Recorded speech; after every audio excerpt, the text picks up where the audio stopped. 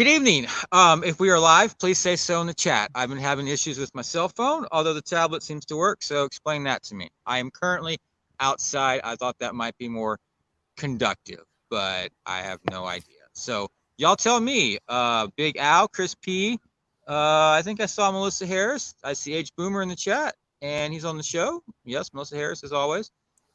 Welcome, everybody. I hope your evening is less dramatic than mine. Are you still here, Boomer? I'm here. Okay. So it's like minus 5 degrees where you are now, right now, right? I'm joking. You're outside. Oh, that's not so bad. Yeah, please forgive me, everyone. I did not wear a jacket because I don't want a moth to eat a wool dinner jacket. So I'm just. Don't you have like a crappy? Don't you have your crappy grunge jacket from your high school days somewhere? I don't have any grunge clothes. Okay, I don't know. I don't know what you used to wear. I don't know. I'm just. I used to wear like the exact same thing, like my entire life. Anyway, we're gonna watch Captain America. We were waiting to see if Melissa might join us. I don't know if she got the link or not. I sent it twice, but I don't know. Do you have a way to send it to her? I don't think she's. I'm on MeWe. Let me see if she's on MeWe. Okay. Hold on. And hello, Jedi Masters Utopia. Thank you for coming by. Always good to see you. And Chris P wants to know: is that really you on the riding lawnmower? No. In fact, the one that's on the Rumble page I have is more accurate to what I would look like, actually, because the dude has red hair. I never think of you as a ginger. I always think of you as an old man. I picture you as being like Clint Eastwood in Grand Turk. Yeah. Well, that's how I feel on the inside. So you're pretty close. Okay. Yes. I have 2 Clint Eastwood posters on the wall, and yes, I'm feeling a bit like him from Gran Torino. Yes, that's how I would accurately describe myself. All right. And we don't have Clint Eastwood in this, but we do have the great Tommy Lee Jones. We do. Oh, we do. Boomer moment. Sorry. All right, I was hearing myself. That's always disheartening. Okay. And all of my notes are inside on the table of wisdom, which means they're in the garage, which I'm not going back inside. So you're not going in to get the sound stuff. Okay, if this is working, I don't want to move. All right. So do you want to? Do you still want to do Captain America? I guess we are going to do Captain America because that's what it's here for. We are doing Captain America. Well, we could do the made-for-TV movie Captain America. I've not seen that. Well. It has a soundtrack of sorts. Okay.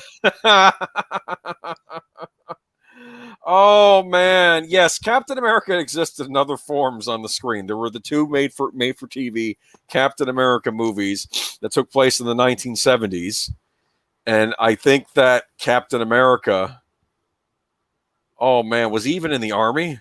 I don't know, or was he just some guy? Like his grandfather was in the army. Yeah, he was in the army. No, but I'm thinking in the 70s version, was he, or was he just like the grandson of a guy who was in World War II? And then like he gets the super serum, and he had like a plastic shield that he would throw at people. It's like a drunken weekend you had maybe back in the 70s, or yeah, I don't know. Chris B, I'm not on Facebook anymore. I left that for a bit. Maybe permanently, we'll see. I'm on MeWe though, so if you're on MeWe, go ahead and send me a link. Okay, so are you thinking about the red brown or the red brown one? The red brown one, yes. It's not good. All right. Wasn't he like the son or grandson of J.D. Salinger or something like that? Oh, that'd be funny. No, I'm like being serious. Like I have no idea. J.D. Salinger's son or grandson was Captain America. It was the one with Ronnie Cox. Did I see that one? Was that the one from the 90s? I didn't see that one. Like late 80s or early 90s. J.D. Salinger. Okay. Salinger. Okay. Grandson. Thank you, Jedi Masters Utopia. You are truly I have not seen the 1990 film. I've not seen the 1990 film. Okay. And Jedi Masters Utopia says this and Winter Soldier are his 2 favorite Marvel movies. So yeah, Winter Soldier's up there for me. I'm one of the weirdos, and some people don't like it, but I really digged Iron Man 3. but I know some people hate that one. But What? I got a kick out Wait. of it. You like Iron Man 3? Did I hear I you say do. that? I do. You don't like it, I take Okay. it. I'm not sure we can be friends anymore. Why don't you I'll have, like Iron Man 3? Let's it's get this out of the okay. way. Let's have a debate while we're waiting. I It's saw it okay. I saw it For one time in the theater, and I was all about the Mandarin, and then he's like, "Oh, my name's like Billy Bob. I'm like an actor." But Okay. I'm like, "What the No, well, his hell?" was Ben Kingsley, and he wasn't. He was from Manchester. I don't know, or Linsfield, or no, whatever because it is. he was so good as the Mandarin, and I was like really buying it, and then they just like subverted our expectations. Yeah, I know they subverted it, but I got a kick out. I'm sorry, I got a kick out of starters. He is like extra evil when he's showing up on the TV screens. Like you'll pardon the expression. And that's what I want. I wanted him in an entire movie. I want him to come back. If you'll pardon the expression, I remember at the time I was thinking he was a Fox News wet dream. That's what I called, because like he was like the ultimate like evil terrorist. Like I'm thinking back to the 2000s when it was terrorism for breakfast, lunch, and dinner on the TV, and I see the Mandarin on there, and he's like the fortune cookie is an American invention. And like America, it's hollow, full of lies, and leaves a bad taste in your mouth. And I'm sorry. And I'm with the president. Like, I want him dead. I want this man dead. And it's like, of course, it turns out it's. I knew something was up anyway, because he was too evil. Marvel villains are bad, but they're usually not that awful. I don't know. Or I don't know. He could have been a much better Marvel villain if they had done it right. I mean, like he says, someone in the chat, back me up. Come on, Mr. President, call this number, or I'm going to shoot this accountant in the head who worked for this oil company. And then like the president finally calls him, and then he doesn't answer the phone, and they shoots the guy anyway. And I'm thinking, I know, I understand, but I got a kick out of that. Thank you, Samuel Proctor. Thank you. I like the fact because Robert Downey Jr.'s in it playing Tony Stark, and he when he ends up in the Midwest at Christmas time or whatever, in the middle of the country, and he runs into that kid, and I'm thinking Tony Stark found his street urchin, because there seems to be a tradition in like a lot of these British type detective shows I watch, where if like it's an older woman or a man, they don't have children, they pick up a street urchin and care for the street urchin. They send them to private school, and the street urchin helps them out sometimes, and I'm like, Tony Stark found his street urchin. Okay. That's how I saw it. And I don't know. Whatever. I got a kick out of it. It was much better than Man of Steel, which I saw a couple weeks later. Okay. And okay. You don't have to like it. I don't like Age of Ultron. I will tear that one apart, even though many people do love that movie, and I'm not here to attack you if you do. Okay. Okay. I did not care for Age of Ultron, and Iron Man 2 I felt was set up for future movies instead of just being an Iron Man movie. When I'm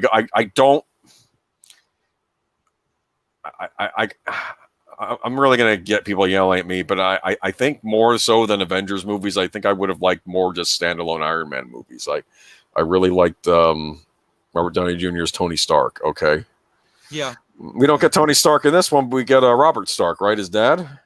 Right, Howard Stark. I should know that by now. I watched all of Agents of S.H.I.E.L.D. and Agent Carter on TV. Geek. I liked Agents of S.H.I.E.L.D. I would watch Agent Carter too. Yeah, Agent Carter I think was a little better than Agents of S.H.I.E.L.D. too, but it was short lived. It only lasted 2 seasons. But it actually, in fact, Agent Carter, I'll say this, feels like a full on sequel to this movie, just with no Steve Rogers. Okay. Because it takes place like 5 years later, like 5 years after the war or something like that, and it's how Peggy's getting along in the world after the war, and it's interesting. Okay, you there? Yeah, I'm here. I was trying to see if Princess Leia sent me a message. Okay, go right ahead. If she can't make it tonight, she can't make it tonight. We'll go without her. I understand. She can join. We'll do Civil War then at some point, or we'll do the Red Brown.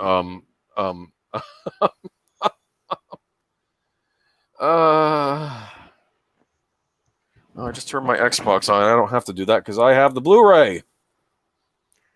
Okay, well, let's just get started. I got the Blu-ray of this and the Blu-ray of Thor for Christmas 1 year.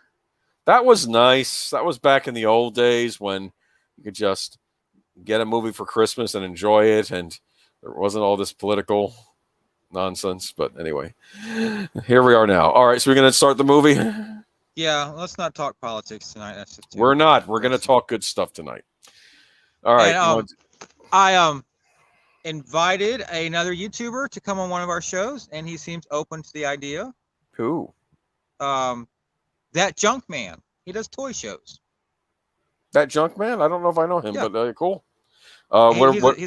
He's a fellow Southerner. What are you going to do for that one? You going to do Toy Story? I actually thought that might be a good idea. That might be a good one. That has a good score, right? Okay. Of course, Randy Newman. Am I correct? You don't like? Yeah. Do you like him or? Yeah, okay. Well, anyway, I like some of his stuff. I wouldn't say I'm a Randy Newman fan. Okay.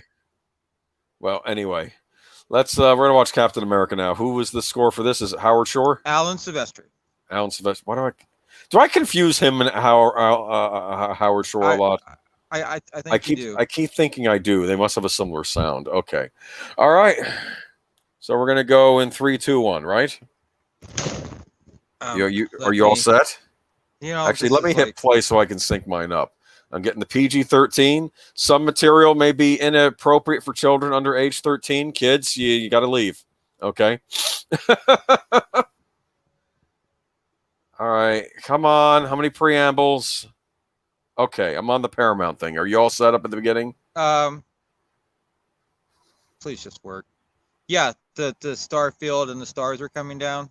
Okay. All right. So we'll both. You want to wait a minute before we hit play, or? Oh, I thought we did hit play. Did we hit play? What second mark are you on? Well, what second mark are you on? 16, 17, 18. Oh, geez. The screen is black at 20 seconds. Okay. So you pause it at 20. 20 seconds. Black okay. screen. I'm at 21. Good enough. Okay. Let's do it. Play. Okay. And the Marvel logo starts. Yep. I do like the Marvel logo. When did the Marvel logo first start, actually? I think with Iron Man. Someone correct me if I'm wrong. All my notes are inside, y'all, so don't be yelling at me if I go off script, because it's inside and I'm not going inside. You're not going back inside? It's working. I'm going to try to keep it working. Well, surely you must remember the notes. You wrote them down, right? Yes, but that was a while ago. Did you see this in the theater when it came out? I did not. I missed it. I borrowed the DVD from a friend, and I don't think I ever returned it. Not intentionally. Accidentally, children. I did not intentionally steal a DVD. What would Steve Rogers think of you? Would Steve Rogers steal someone else's DVD and not return it? Steal implies intent. All right, here we are.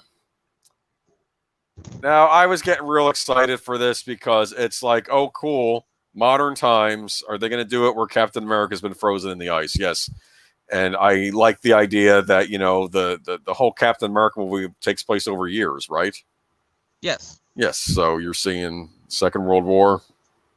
Yes. And I actually think that was a mistake. I wish they had done at least 3 Captain America World War II movies. I think they could have done. Easy. Well, we have what we would have wanted versus what we got. What we got was still good. Here's the thing. I would have loved more World War II era Captain America movies, and then he gets frozen. I would have liked more standalone Iron Man movies. I would have liked Edward Norton's Incredible Hulk to have come back, because I like that movie. I like the Incredible Hulk, and Thor was fine. I didn't hate Dark World either. I know everyone picked on Dark World. I thought it was fine. It's a comic book movie. It's what I expect. Okay, all right. I enjoy Dark World. But Dark World was fine. Hey, Jedi Master Utopia, you said this is one of your favorite movies. Do you want to hop in on this show? Do you just want to impromptu hop in? Because I was expecting a second person tonight.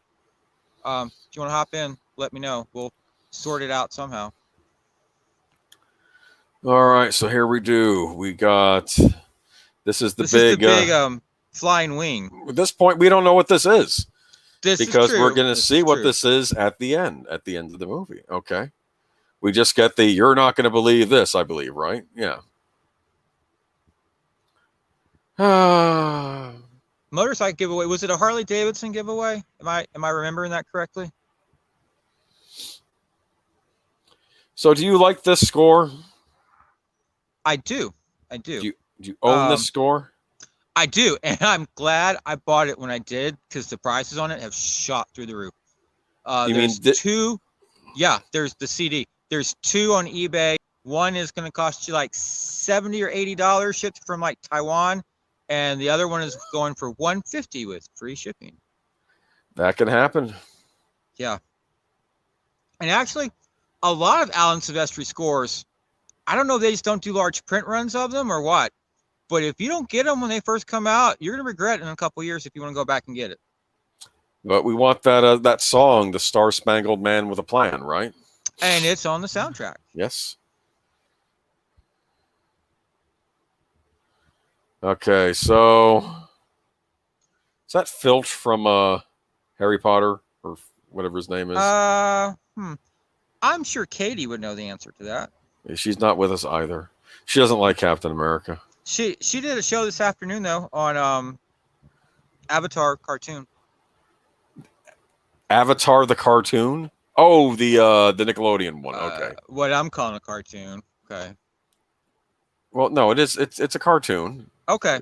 It's not anime. I know people like to call it that. It was made for American audiences. I believe made over here. I don't care what it looks like. It's a cartoon. But I'm not going to split hairs. Of course, I just did. All right, here we have the introduction of our villain.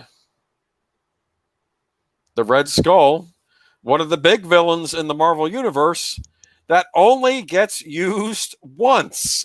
I don't understand. Which is a shame. It's a shame. Think about it. If you had 3 Captain America movies in World War II, you can have Red Skull and all Skull 3. in all of them. And you can have the original Baron Zemo in all 3. You can have Baron Blood in at least 1 or 2 of them. Think about it. My mind's exploding with the possibilities. They were wanting to get to Avengers. I think they figured we have a window here. We got to use it because I think if they worried if we do 3 Iron Mans, 3 Thors, 3, by the time we get up to the Avengers movie, actors could be dropping out, stuff could happen, and it could all fall apart. I think they were seeing the prize and they were saying, let's get to that Avengers movie. Okay. Let's see if this can work. Let's see if the whole idea of a cinematic universe can work in the modern day. That's probably why they did what they did. I'm sure the thought of bankrolling all that without knowing what was going to happen, how good it was going to be, no one wanted to do that. Yeah. I think if they were to ever reboot the MCU, that could be something they could do. I thought of a lot of things they could have. Okay. Jedi Masters Utopia. I do not know your Christian name. I'm sure I do, but I can't put the 2 blocks together. So I think you know mine on Facebook Messenger. If you could send me a message. He's also on MeWe as well, right? So you can go either place, I think. What's your first name? I think we might be MeWe friends. Or send me a message on MeWe. How about that? Yes. Our Facebook Messenger. One or the other.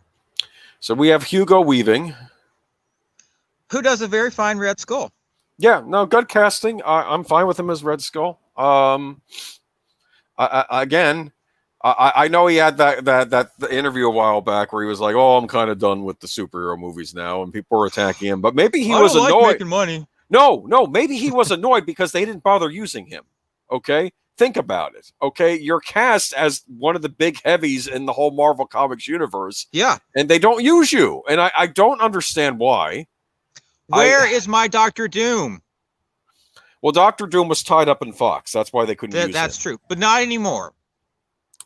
We may be getting Doctor Doom at some point. I don't know. We'll see. I don't have a lot of faith in what's going to be happening in the MCU going forward. I'm not saying it's beyond hope, but it's not looking good, okay? And don't get me started on DC, but we're going to keep happy thoughts tonight, okay? That's for geeky geezers. I'll be going on to things. It's not for eyes of ordinary men. And did you catch that little Raiders of the Lost Ark Easter egg? He says, "And the Fuhrer digs for trinkets in the desert." Oh, funny. No, I didn't, but that makes sense. We don't get to see the face reveal. Only just shoots him. And he's keeping that skin mask on, whatever that is. Hydra, I became more impressed with in future movies and television shows. When we get Winter Soldier, they had to completely change Agents of S.H.I.E.L.D., and Hydra became like the main villains for several seasons, and you got to see other Hydra agents. And at first, I was kind of thinking, well, I can't mention the name of this group on this show, but it's mentioned in this movie. That I always felt like, is Disney too chicken to use this group as the villains in this movie, and they have to come up with Hydra, which I know Yes. were from the comics too, and they were part of Hydra that was other from the comics. organization. That was like the scientific arm of that The party. Third Reich, yes, okay, but Yes. basically they broke off and formed their own group in this movie, and I was thinking, I felt like, well, we're getting the blank things in Force Awakens, but we're not getting the blank things in the movie where they should be, because that's the conflict that he's involved with. But after seeing Winter Soldier, it cleared a lot of things up in this, and now I get it. Okay, what Hydra does is they just burrow into whatever power is around at the time. You'll find out later on they're in the Soviet Union. Okay. And of course, we know eventually they get involved with S.H.I.E.L.D. Okay. So in our government. So they just go wherever they go.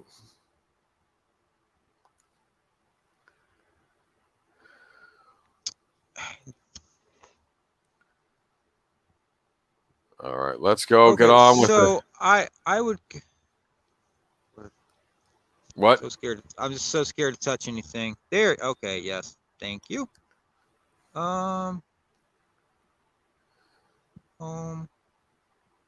Just forgive me 1 second. What am I doing? Yeah, we got the guy in the alley, but he's holding his own.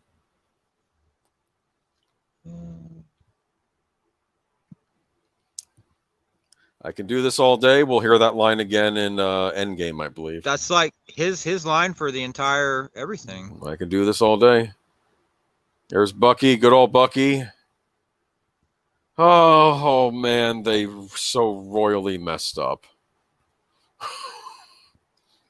Because they could have simply had this actor carry on Captain America for another set of movies. And he was supposed to. And it would have made sense, and you could still have Sam Wilson there.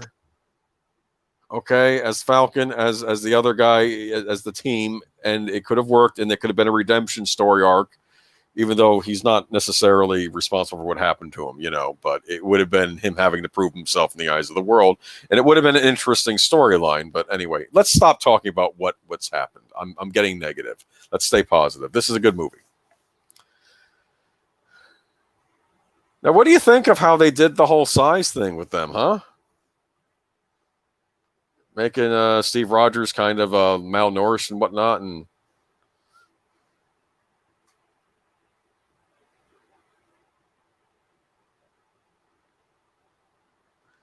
let's see here. Like the line, the 3.5 million women here, I'm just one. I heard that the modern concept of dating came out after the Second World War. Do you know why? There, Daniel? Oh, crap, he froze up. That or I'm frozen up on my end.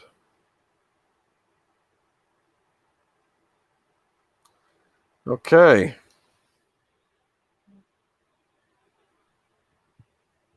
Oh, that'd be great. Oh, you're here? Okay. You okay. Either you froze up or I did. Were you okay on your end? I was trying to get the link to Mr. Jedi. Okay. Can you send him the link? If he finds me on MeWe. Okay. I'm sorry, Jedi Master Utopia, for just being like so screwed up tonight, everyone. It's all right. If you can like send a message to H. Boomer and he can send it to you. I wonder if I can do it through. Does he have a YouTube channel? Maybe I can send it to him through there too. Let me go check on MeWe, see if I can find him. Okay. Does that mean you're going away? No, I'll stay here. I'm not going anywhere. Okay. I'm on MeWe though. Oh, hold on. I think I see him. He's under a different name. Feel free to send me the link. I will go ahead and do so. This should work if I do it, but we'll see. Okay. And we will do a cut and a paste. Are we missing all the good stuff with Stanley Tucci yet? Okay. All right. No, there we go. All right. I sent him the link. Okay, thank you. Assuming that is who I think it is. Okay.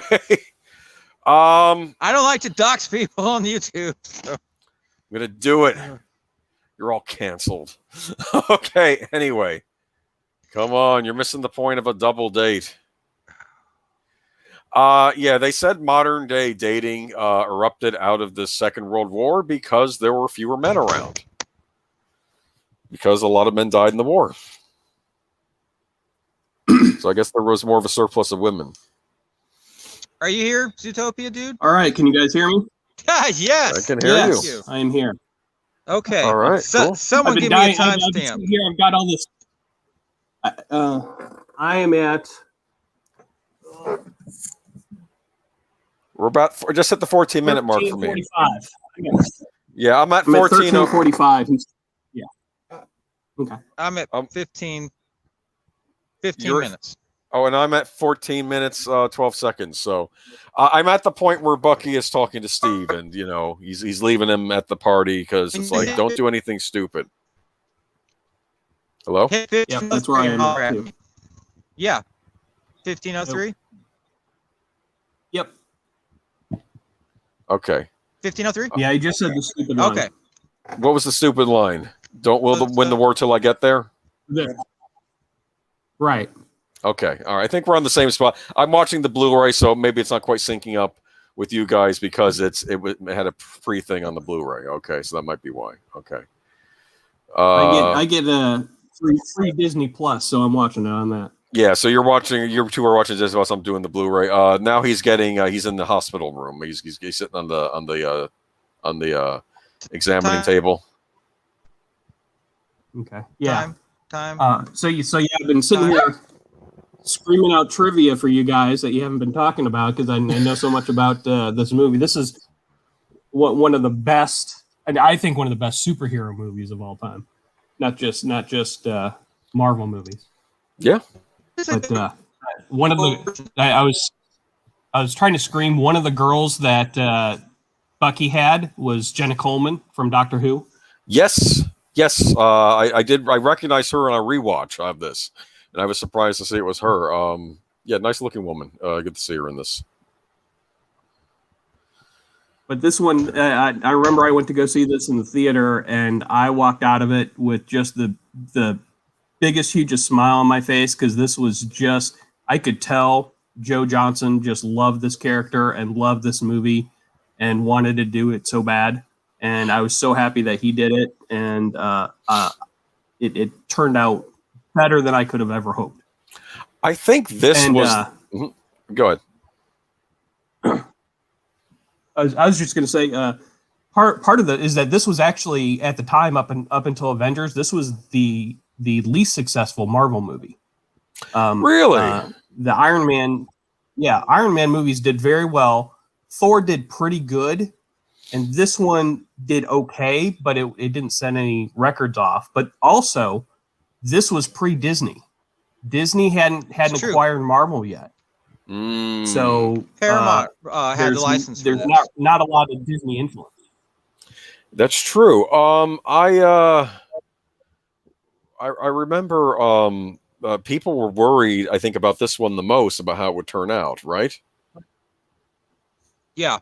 I mean, because Captain America is so dated, I mean, who wants to watch a movie about Captain America?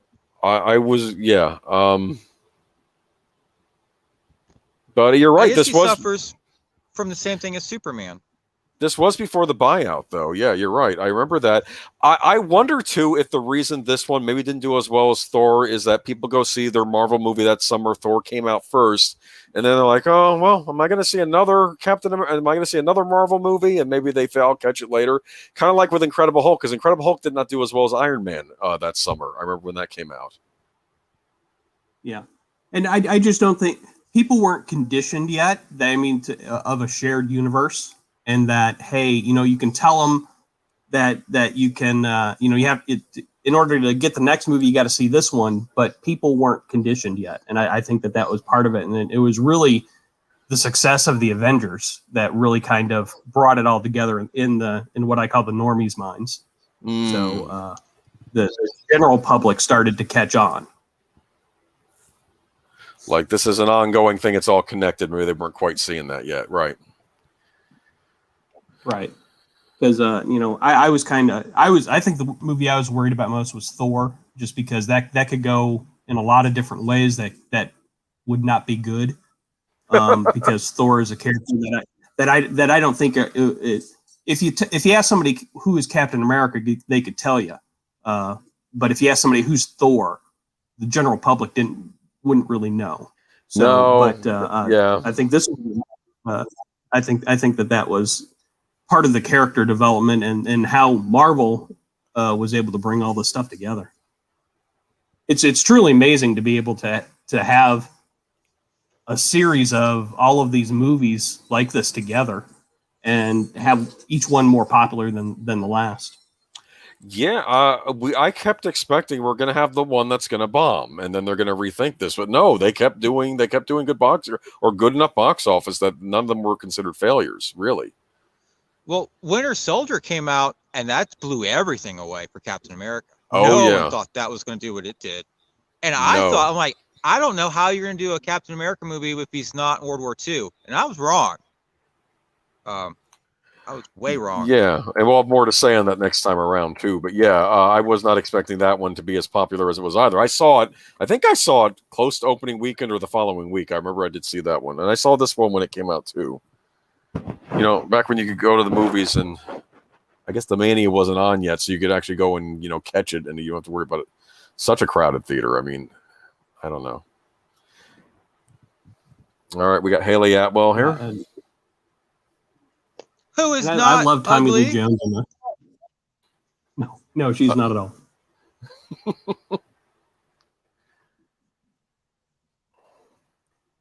She is someone that I could have believed was Captain Marvel over Brie Larson. Oh yeah, definitely. Yeah, or Katie Sackhoff would have been nice. Katie Sackhoff. Oh, She would have Starbuck? been, right. very good. I actually just started watching. I didn't watch Battlestar Galactica when it came on, and I just ordered the Blu-rays a couple of weeks ago, and I've been going through those. Oh, interesting. Really? You didn't watch it when it first came out? Well, now is the time. I didn't. I think. Oh yeah. I was just young enough to remember the original Battlestar Galactica, and so I was like, remake. I'm probably not going to enjoy it. And by the time I caught up that it was really good and everybody liked it, it was well into season 3 or something, and so I just never picked it up. Well, but I've been collecting Marvel comics since I was a kid. So you probably know this character maybe better. I don't know if Daniel, you read a lot of them or not, but yeah, I wasn't that familiar with Captain America. I mean, I think I'd read a couple of the comics. A friend used to tell me about him. They said that my friend said they did a pretty cool reboot of Captain America right after 9/11 happened. Like they had him coming into modern times instead, and he was going after terrorism. And I don't know, but I didn't read that run. But yeah, there is a really good Marvel writer named Mark Grunwald. He did a lot of good. He did some interesting takes, and I don't remember. I think it was either the mid or late 80s. He did a really good run on Captain America. A reader challenged, reader wrote into him and challenged him and said, "Why is the super soldier formula any different from people taking drugs? And why is everybody so against drug use?" And he did like a 6-part issue that answered that question in a very interesting way. And I don't remember if that run introduced Crossbones or if it just really kind of made Crossbones a big villain for Cap. But it was a really good run. I'd highly suggest anybody go pick up anything by Mark Grunwald. pick up that storyline. Yeah, he did that, and he did Quasar back in the late 80s, early 90s, which is one of my favorite 50, 60 issue runs. He sadly passed away. He had a heart attack when he was in his mid 40s. Pity.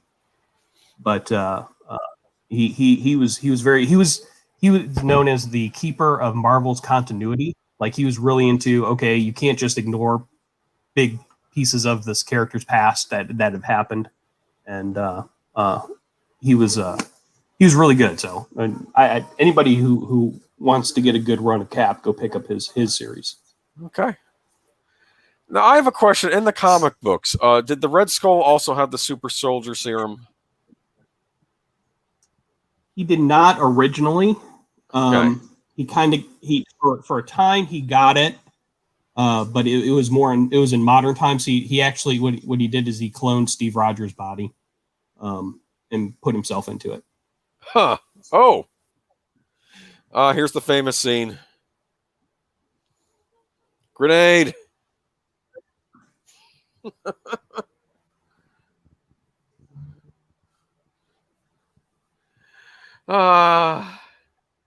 It was a dummy grenade. And I think the special effects of putting Chris Evans' face on that body, I mean, almost perfect. I really can't tell No, that. neither can I. That's actually a good effect. I was bringing that up earlier.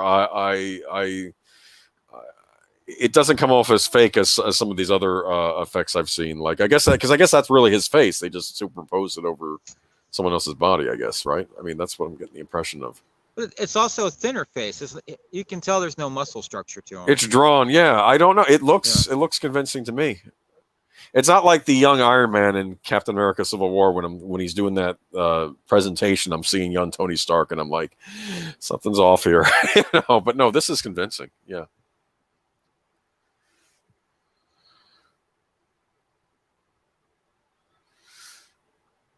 All right.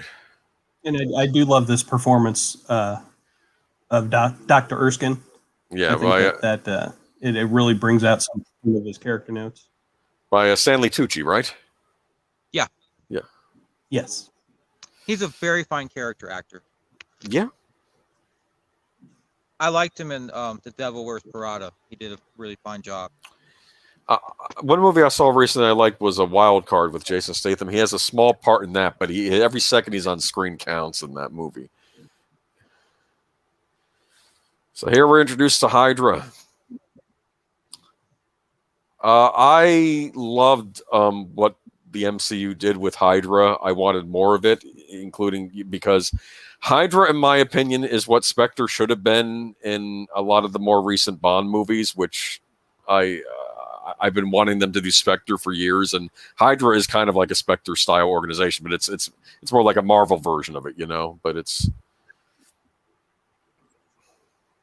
that was I like that they tied it into the Red Skull, which it wasn't in. At least I don't think the Founding was in the comics, but it was a good idea to do that, and I think that they were just kind of independent, and then as in all comics, eventually you bring something together and then you tear it apart and then you build it back up again. People die and then come back all the time in comics, but hell yeah, like Bucky. Yeah. Oh, yeah. I was completely against Bucky coming back because, in Marvel, there were always two people they said you could never bring back, Bucky and Uncle Ben. Mm-hmm. And when they brought back Bucky, I was like, I'm bored with this. But they turned it into a very good story. Yeah. They also brought back Norman Osborn, which to me just sounds like a mistake. Yeah, that was not I would not say that was a successful coming back. Oh, don't get me started on Spider-Man. That actually is the one Marvel Comics character I kind of followed over the years, and that was just. Well, he was Spider-Man was my favorite. He was the one. I clearly remember being in the grocery store as a kid with my mom, and remember the old racks in grocery stores that they had with comics, and seeing a Spider-Man comic book and opening it up, and I was like, I want to read in order to figure out what Spider-Man was saying. That's weird. I clearly remember that. It's one of my earliest memories. Because I remember when I was a kid, Spider-Man didn't have a ton of media on about him because it was after the 70s, but before even the Fox 90s show came on. So it's like I knew of the comics too, and I always wanted to read the comics, but I always knew who Spider-Man was. I just didn't have access to him, and it was.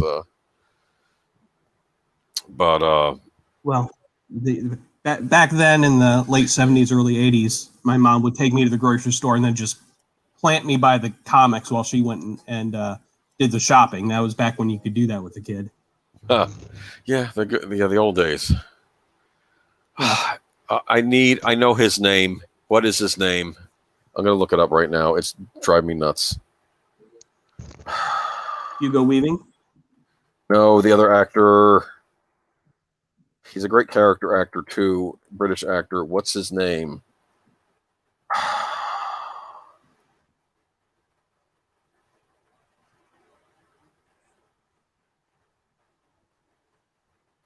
Darn it! It's not on the page here. Hold on. I really think that the Red Skull in this movie is the best Marvel villain. I think that they did a really good job. I mean, Marvel obviously has a villain problem. Yes, but stop killing them. Stop killing them off. They didn't kill off the Red Skull though. It was set up where they could bring him back. I know. They didn't until Endgame. Oh. But yeah, what upset me is that Hugo Weaving is the one who said he didn't want to come back. The best villain that they had so far, and the actor doesn't want to come back and play him. But did he say that before or after like Endgame? Because I almost wondered if he was just annoyed that they didn't call him back for a sequel, or was that before? That he said I just don't want to do it anymore. It was not long after this movie came out that he said he would not reprise it because he didn't like the makeup. He didn't like to have to go through that, and he felt it limited his performance. But if it limited his performance, I couldn't tell. Have him put the flesh mask back on then. I don't like him with I want to see the actual Red Skull. You know. Yeah, and that's another scene where the makeup is just. I mean, when we get to Toby that, Jones. Thank you, Crispy. I was trying Toby to Jones. I was trying to find it. Toby Jones, the great Toby Jones. He is a great British character actor. He shows up on a ton of programs, and also in movies too. But it's nice to see him in this.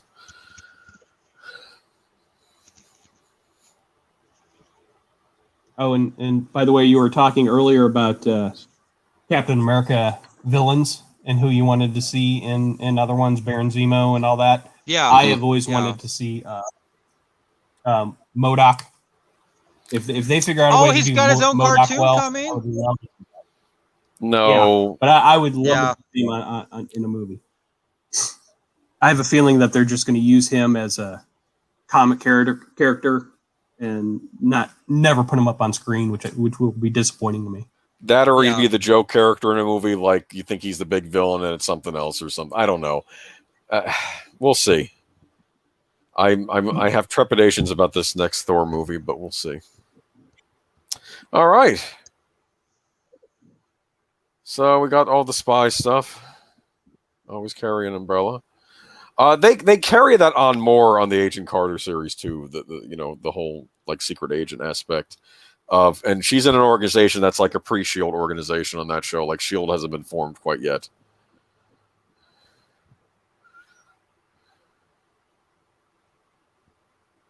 Yeah, I enjoyed Agent Carter. I thought it was really good. I could tell that they were happy with the ratings, and they started changing it toward the end to try and get more ratings. But I enjoyed the way that it was going. I did too. I felt it was the closest I think I saw to a sequel to this movie. It felt like a true sequel to the Captain America movie because it was all in period. I love the fact that on the radio there was a Captain America radio program that she was listening to, and it was ridiculous, like sometimes those old radio programs could be, and like all the German enemies had like the really bad German accents, and like Agent Carter was like or Peggy Carter was like kind of ditzy in the radio show and stuff, and like the ancestor and Jervis, the actual butler was there too, and he was riveted by it or something. But I like the fact we got to see Howard Stark. Go ahead.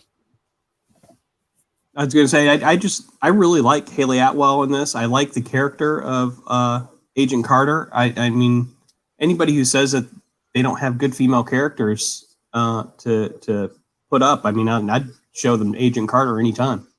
They've had plenty of the female characters. They had They had Black Widow. I mean, that was another one. Here we go.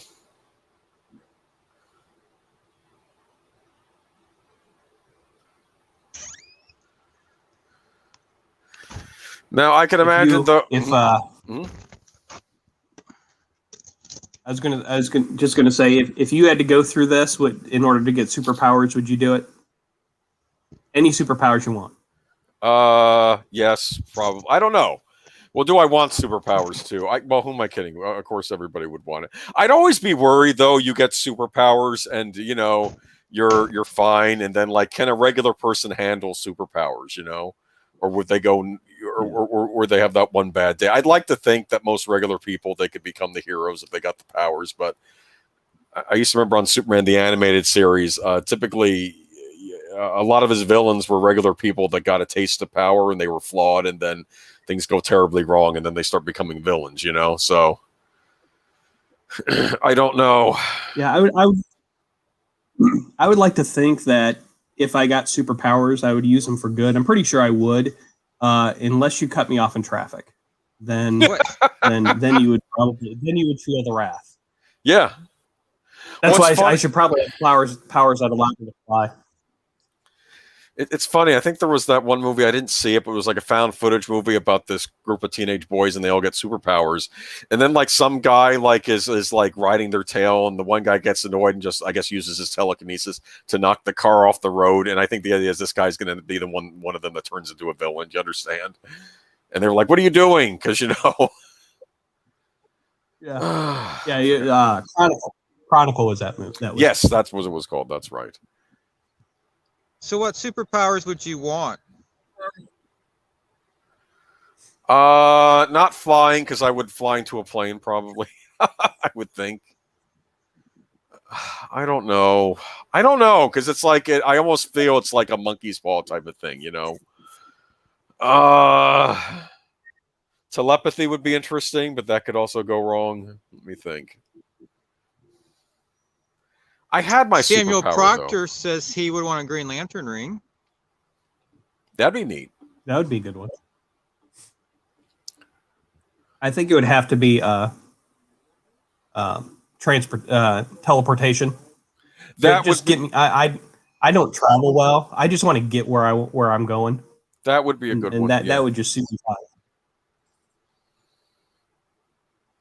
So we like Tommy Lee Jones in this. He's a welcome presence. Yeah. I think he's great in this. Yeah. I love that line where he looks down at Steve and goes, "And we're going to get better." I like the fact Howard Stark. I like the fact that we have this connection to Tony Stark too in this. It's this was actually retcon in I think the mid '90s. They did a graphic novel for Cap back in the World War II, and they introduced the fact that Cap knew Howard Stark, so that they drew from that. And then also in that one was where they kind of did the song and dance with Captain America, because Cap in the comic books was an artist, and it was Jack Kirby who kind of gave him that, because that's what Jack Kirby was, and of course he was the drawer, and so he made Steve Rogers a good artist and want to grow up to be an artist. That's why also when he's drawing the monkey later on, that's kind of a tribute to Jack Kirby in that, and that he was going to be an artist. Chris P makes a good point. He's bigger, but his pants still fit. Well, isn't that the comic book way? I don't know. Spandex. It's a wonderful thing. They had tights back then. They could have put them in tights, but I don't know. That's true. I'm trying to think though. I attended at one of my public libraries. They did a thing on World War II in comics. Okay, and they explained the big differences. The host was I think he taught at one of the colleges, and he was explaining how World War II was represented differently in Marvel versus the DC World War II comics. The DC World War II comics were not connected to the DC universe. Okay, They were separate things. Whereas the Marvel ones, you'd have like you'd have Captain America show up in one of them, or you'd have a Mr. Fantastic before he got his powers. He's in the army or whatever he was in. Yeah, Captain America was they created him in a direct response to what was going on in Germany.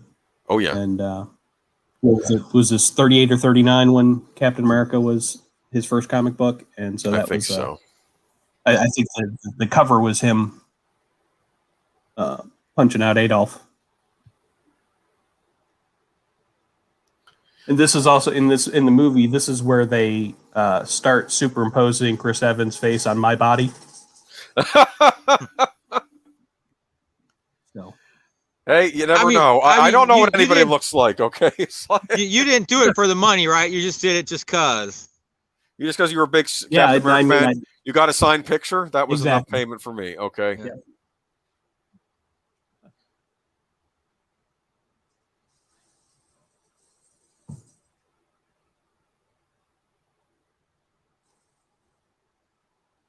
And to make that shot, I'm really impressed. Yeah, well, she's good at her job. Okay, Bucky's good. Bucky's good at his job too. I mean, they're. I like how he apologized. Oh, I had him. Sorry. It's like.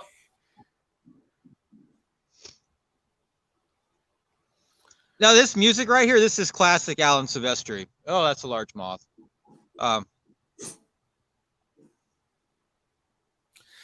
Anyway, yeah, those World War II comics I brought up, they were written in the 60s, though, because I think they were a reaction to Vietnam, so they started making World War II comics when the Vietnam War was going on, and they would have cameos of Marvel characters and the ones made in Marvel.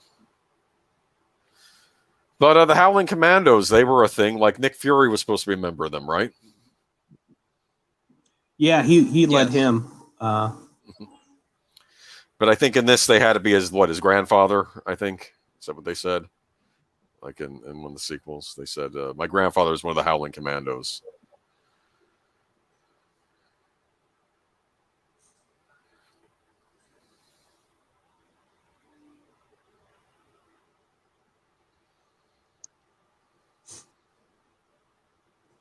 Yeah, actually, it was back in, you're talking about response to Vietnam. Iron Man was actually created. I mean, he didn't get a suit in Afghanistan. It was Vietnam, and it was his character was kind of a response to what was going on in Vietnam. Yeah, I think didn't Stan Lee say he wanted to make what was considered the villain of the time the hero, right? The big industrialist making weapons, right. You know, yeah. So I had a thought earlier today. Picture this Captain America with Indiana Jones and the Rocketeer in the same movie. Well, now you've just made me the happiest man alive if that ever happened. but Daniel, it could happen. It could happen because Disney owns all three. But don't those things play off each other anyway? You are though? Right. Because you have Raiders of the Lost Ark, and then I think that may be. I mean, obviously the Rocketeer was its own graphic novel too. But I mean, I think it inspired. I think that movie was a little bit inspired by Indiana Jones. I don't know. I mean, not totally. Yeah, it is. But put all three of them together on they got a mission to go on. Come on, man, make it happen. Well, please. Now that you say it, I mean, the only thing missing from Raiders of the Lost Ark was a jetpack. Yeah. And if we get Indiana Jones with using that jetpack, that would be man. That would What I using a jetpack and then whipping something. That movie writes itself. I wanted them to do a Fantastic Four movie set in the 1960s, with Cold War, space race, that sort of thing, and then Doctor Doom is around then during all that, and I thought that would have been a cool thing. They could have done I don't know if they would have done another time jump with them and had to bring them into the present, but I thought you really could have done a Fantastic Four movie in the 60s. Yeah, put them in the 60s. Give me 3 movies with Doctor Doom in the 60s, and at the end of the third one, something can happen and they end up in today. I don't know. Like maybe Doctor Doom and them get sucked into a black hole, and then they skim it, and then they come out one of because then like Latveria, which was this major threat in the '60s, is now a joke of a country because Doctor Doom isn't their leader anymore. And I don't know. Doom They just goes back home, and he's like, "I'm going to fix this." It's like. I think that's what I'm most worried about is when they get around to doing the Fantastic Four and Doctor Doom is them messing up Doctor Doom.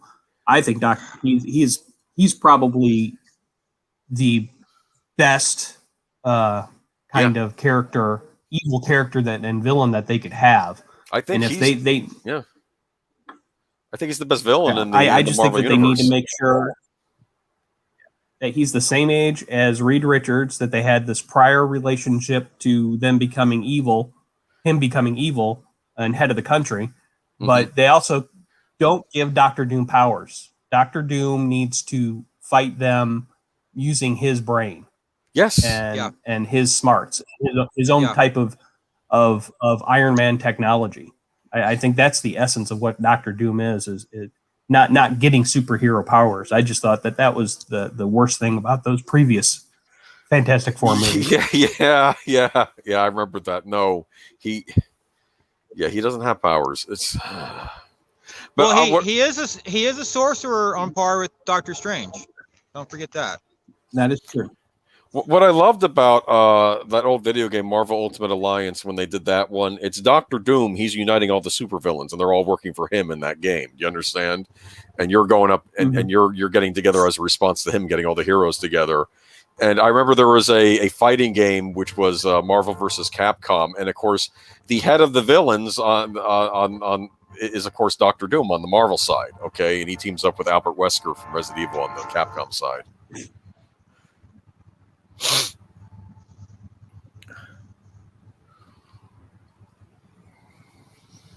Berlin's on the map.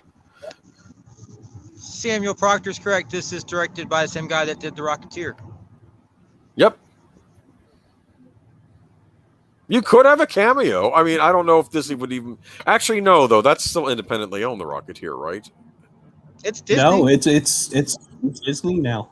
Oh, wow. I've watched it on Disney Plus. Oh, that's right. No, they were going to do that other Rocketeer thing that they were planning to do, which I don't know if that ever came to fruition. What about the girl Rocketeer? Set in the 1970s. Yeah, I'd heard about that. I don't know.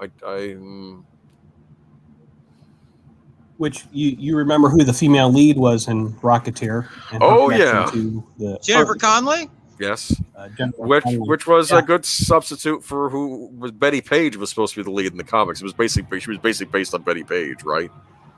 And Jennifer Connelly, though, yes, she's nice.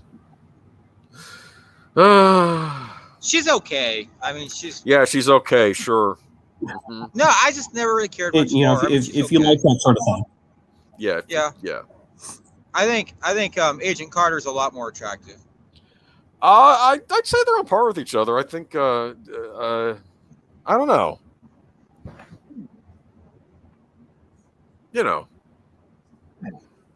Certainly more attractive than Tommy Lee Jones. I'm sorry, I'm being mean. I'm sorry.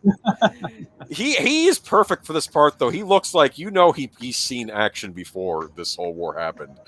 I bet he was involved in the First World War, right? Probably. I'm expecting. Oh, yeah. If you're a general in World War II, you saw action in World War I. Yeah.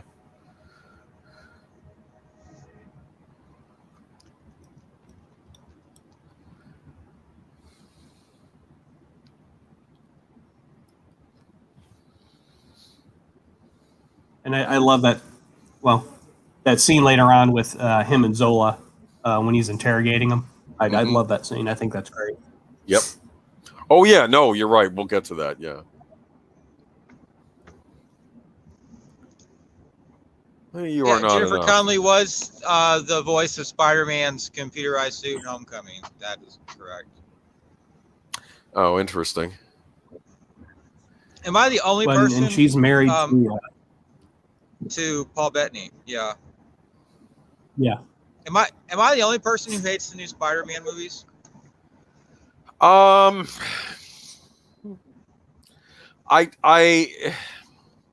This is, you mean the Tom Holland ones? I Yeah. I don't know, because we were coming off of the Andrew Garfield ones, which were their own mess. But I don't think he's a bad actor for Spider-Man. I just didn't like those movies. Tom Holland, he just comes off as too young. And I think I get what they were doing. They wanted a guy that looked like a teenager, but he doesn't always stay a teenager. That's the thing. I like Tobey Maguire the best. I don't know. What are your thoughts, though? Jedi Masters Dopia. I don't know. Actually, we got the song now. I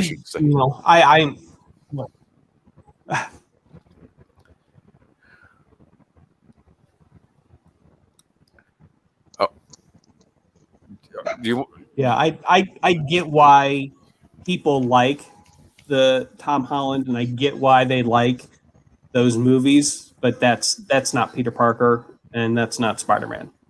I think the those closest they come, I think, is Civil War, but yeah, I think they did a good job. I think I liked the Vulture, and I even liked Mysterio in the second one. I did like how they handled his villains, making them more, I don't want to say working class villains, but like more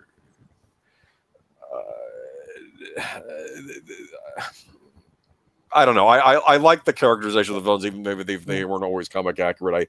I thought they worked. The other things about them I don't like, though. I don't know, the whole perpetually they being. They did a great job with the Vulture and his motivations and why he was doing what he was doing.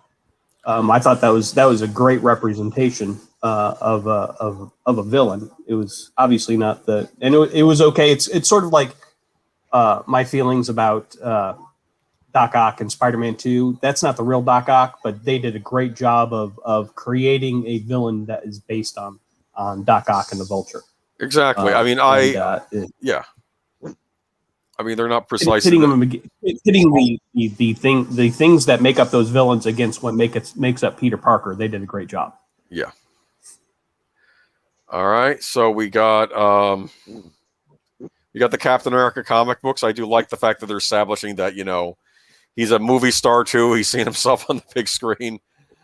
Part of me keeps wondering too, is this like how are those Captain America movies? I wonder if that's a clip on the Blu-ray if you get to watch the clips from those old the fake Captain America movies that got made. Crispy, that was Cricket.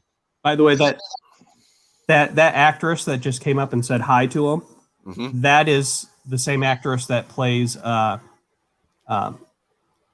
Quill's mother in Guardians of the Galaxy.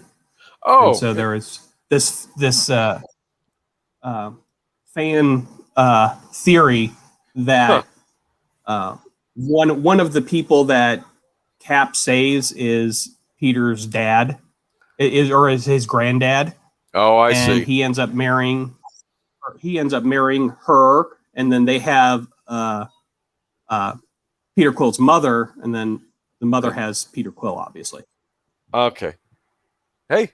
I don't know that I buy that, but it's an interesting thing. It works in the context of the MCU, which is kind of fantastic. Okay. In fact, I'll say this. One thing I always gave the MCU credit for is that it wasn't ashamed of its comic book roots. Okay. Whereas I felt like sometimes the DC movies were, or they would have like ridiculous things like in the Winter Soldier of like the talking computer, I mean that's something you'd see probably in a comic book, and they weren't afraid to put that on the screen. Well, and that's what these Marvel movies do, is that they, Joe Johnston, the Russo brothers, and the other directors that they hire, they're not necessarily big names, whereas DC goes out and they get these big name directors who are going to try and turn the characters into their vision. Whereas Feige gets directors who are going to fulfill his vision of where the characters are and where they need to be. Right. And there are going to be many books written about Kevin Feige and how he is a producer and a fan someday. And you can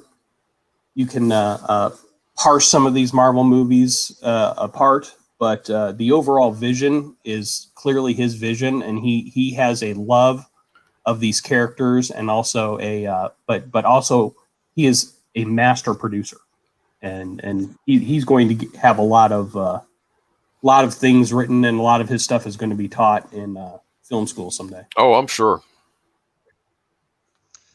Zootopia, how confident are you with Marvel going forward? Because Boomer and I talk about this from time to time. Zero confidence.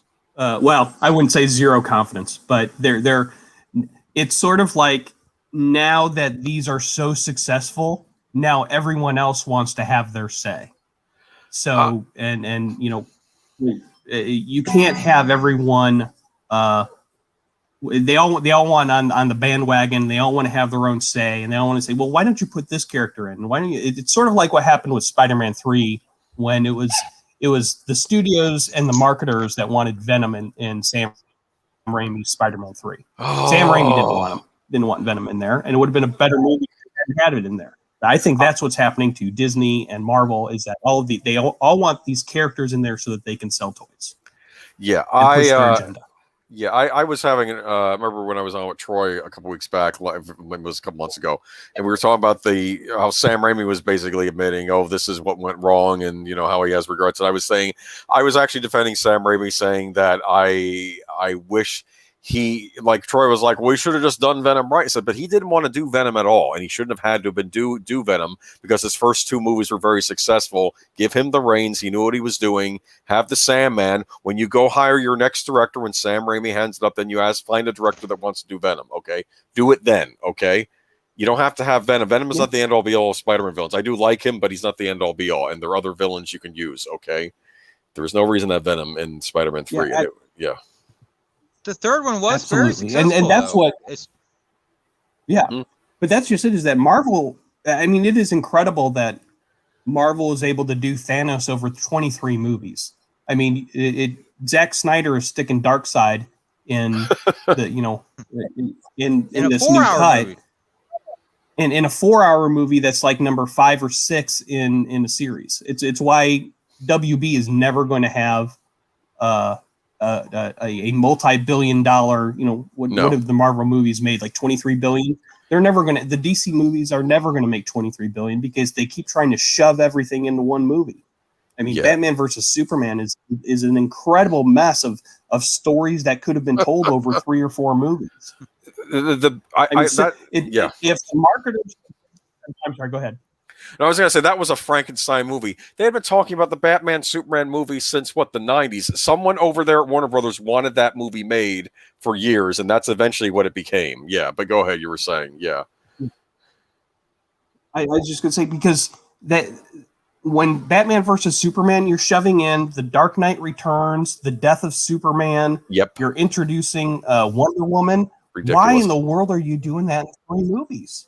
And it has the same themes as Civil War, but Civil War was like the 15th movie in the series, and they're doing Batman versus Superman as the 3rd movie in the series. It's ridiculous. They hadn't earned it. They didn't have the patience to do what needed to be done. Yeah, I could go on for hours about the Snyderverse, but I remember, I think it was a couple of years ago, I was at my job, and like people were all excited about, they were saying, are you a Marvel or a DC fan? I said, I'm a DC fan, but it's hard to be a DC fan in these days because of what's been going on with the movies. Okay, because I like them both. I mean, everybody usually likes both, even when I'm this or that. Remember the old days, but I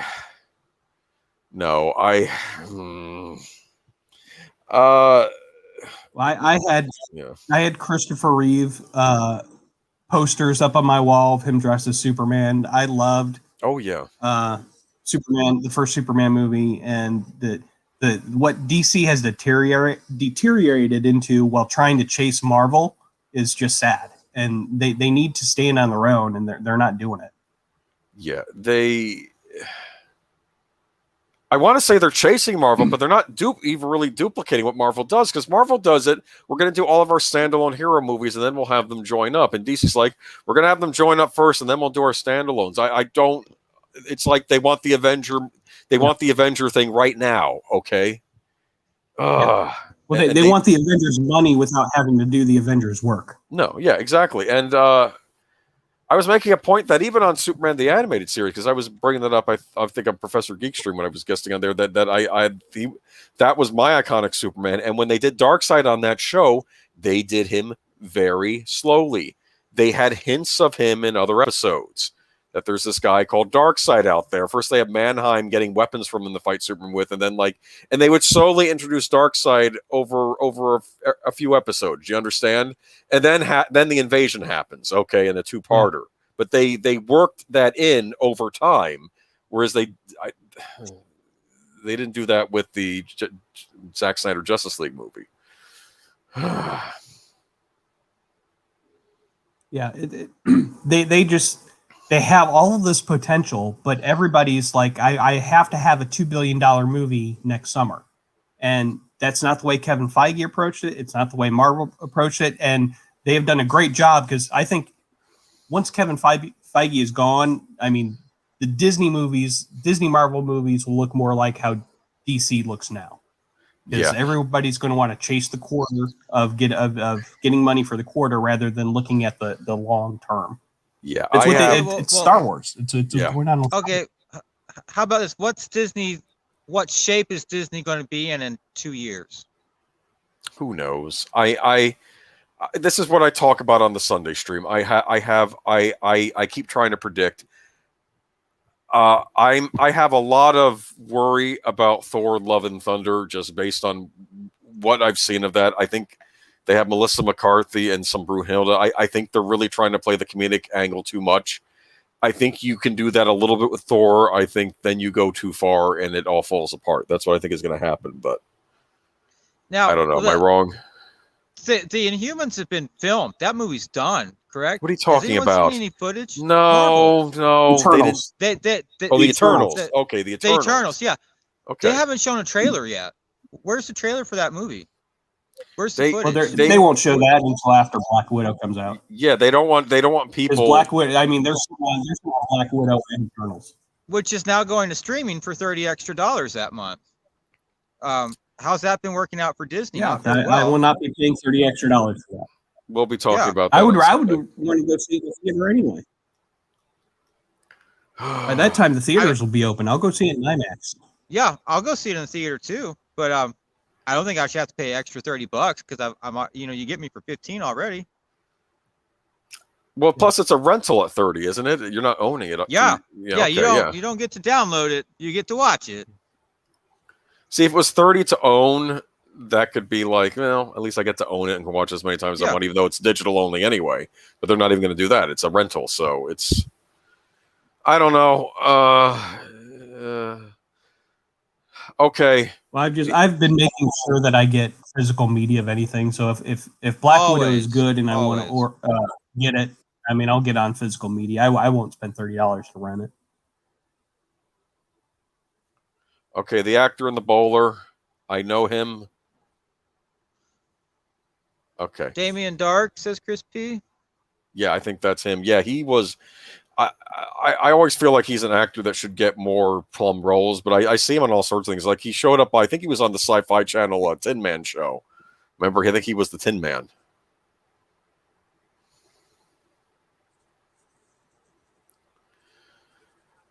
I think we're getting near my favorite part. Mm-hmm. I was just going to say Samuel Proctor is talking about Kevin Feige kicking everybody out of the MCU, and he was right to do it. Ike Perlman was a drag on what Marvel could become because he was such a cheap penny pincher, and this Black Widow movie should have come out a long time ago, but he didn't think that females could lead superhero movies, so he stopped it. How hard would it be to throw $100 million at that, and then $30 million in marketing, and they would have made it easy $700 million off of that 8 years ago. People would have that was actually from. Go ahead, Agent Boomer. No, I was going to say people would have gone to see a Black Widow movie in a heartbeat along with these others. Yeah. Scarlett Johansson. This is this whole thing. They always say, "Well, females can't lead movies." Since when? throughout decades in Aliens? Hollywood, you had female. Well, no, you had female leads just in general. I mean, it's. I think you have to have the right, actress being the female lead. Yes, okay, but you can have female leads that do box office. Okay, that's not Brie Larson. Yeah. Okay, but yeah, that was actually because they sold Marvel to Disney. Is why Kevin Feige was able to pick a lot of those other people out, was because Ike Perlman was basically the financer. So he was able to get the higher ups at Disney to say, look, this guy's messing with my movies that are making you billions of dollars. Why don't you give him the TV stuff? I'll take over the movies. And so that's how we got the TV show The Inhumans and Agents of S.H.I.E.L.D. And that was kind of Ike's stuff. And then eventually he was able to just kick Ike out. I have to say, Inhumans was pretty close to terrible. Did you see it? I watched the premiere one. It was on Disney Plus, and I watched it there. It was bad. They have Medusa, and by the end of the first episode, they shave her head. Well, what kind of sense does that make? It makes a lot of sense crazy. when you're on a budget and those hair effects cost money. Don't you think that's Ike Perlman? Yeah, that is why they did that. Okay. Yeah. They shaved her head in order to save money, and that's classic Ike Perlman. They had this thing, right? Because they have the guy from Game of Thrones as the one guy's brother, Black. Yeah, I forgot the guy's name. Black Ramsey. I'm forgetting what his real name is. He played Ramsey Bolton. Yeah, Black. Yeah, no, I know his actor. I'm trying to think of who the hero on Inhumans was. Black Bomb? No, that's not right. Okay, never. That shows what an impression that show made on me. Okay, but basically, it's him versus his brother, right? And his brother failed his Terrigenesis. He's just a regular human, right? He's not going to be able to become an Inhuman. And he wanted to figure out a way to go through Terrigenesis twice. And they're doing this whole build-up how he's going to go through Terrigenesis twice. And I'm expecting he's going to go through Terrigenesis and he's going to turn out into this monster, okay, when he comes out of the second Terrigenesis, right? We get to the last episode and he doesn't go through the Terrigenesis twice. And I'm thinking, that's because that would have cost some money for them to do that, okay, and have him turn into some freakish monster that the hero has to fight, okay? So stupid. I'm sorry. That is, I would absolutely, I can almost guarantee you that was a cost-saving thing, and that's the way that they ran it. Black Bolt, that's what he was called. Is a great, Black Bolt. This, by the way, is just a great scene, and this is where Hugo Weaving earns his money, and why he's just a great villain in this. He's great. The effects are great. The writing is great. I think this is the first time in the Marvel movie, or one of the few times where I see two villains where I feel like they're good matches for each other. Whereas it's not just and in a way they are sort of inverses of each other, but it works. Whereas Black Panther, especially when they both get in the Black Panther outfits, it's like no, I'm seeing two CG characters fight each other at this point. But no, here, forget it. Since you brought up Black Panther, I'm going to ask a question. Black Panther from Civil War and Black Panther from Black Panther does not seem like the same Black Panther to me. No, not at all. No. That was a complaint, actually. That was my problem with Black Panther. I'm like, what happened to the guy from Civil War? By the way, that's something that happens in comic books a lot, is where they'll have a guest star. Spider-Man will guest star in the Avengers, and suddenly Spider-Man does not act like Spider-Man anymore. Interesting. And, so when I see something like that, and they, they're shoving Spider-Man into Avengers story, so he has to act a certain way in order to fit in there. And I when I was watching Black Panther, that's what I was thinking of, is that they had to fit him into Civil War in a certain way, and now they have to pivot and make him have his own solo movie. And I was like, that happens in comics a lot. I would rather the reason why they have all do Black Panther. Yeah. But now I forgot what my thought was, but I'm sorry. The reason why they have all of these great stories is because they've been writing Marvel movies or Marvel comic books since the 1960s and before that. Yeah, if you go back to even Captain America's Captain been around America, yeah. since the 30s. So you can skip over a lot of the not so good stuff and pick out the good stuff. And too often, I think, when especially DC, is that they just barely scratch the surface of a good story, and because they have a writer or a director who wants to make it their own. And if you just told the story that's in the comic books, you'd have a good story. Richard Donner, if Richard Donner, if you listen to the commentary for the first Superman movie, and he was basically going, the story content is endless. You have comic books going back decades, and he didn't understand why they didn't have a big picture view of Superman. You could do these like James Bond pictures, do one every couple of years. Okay.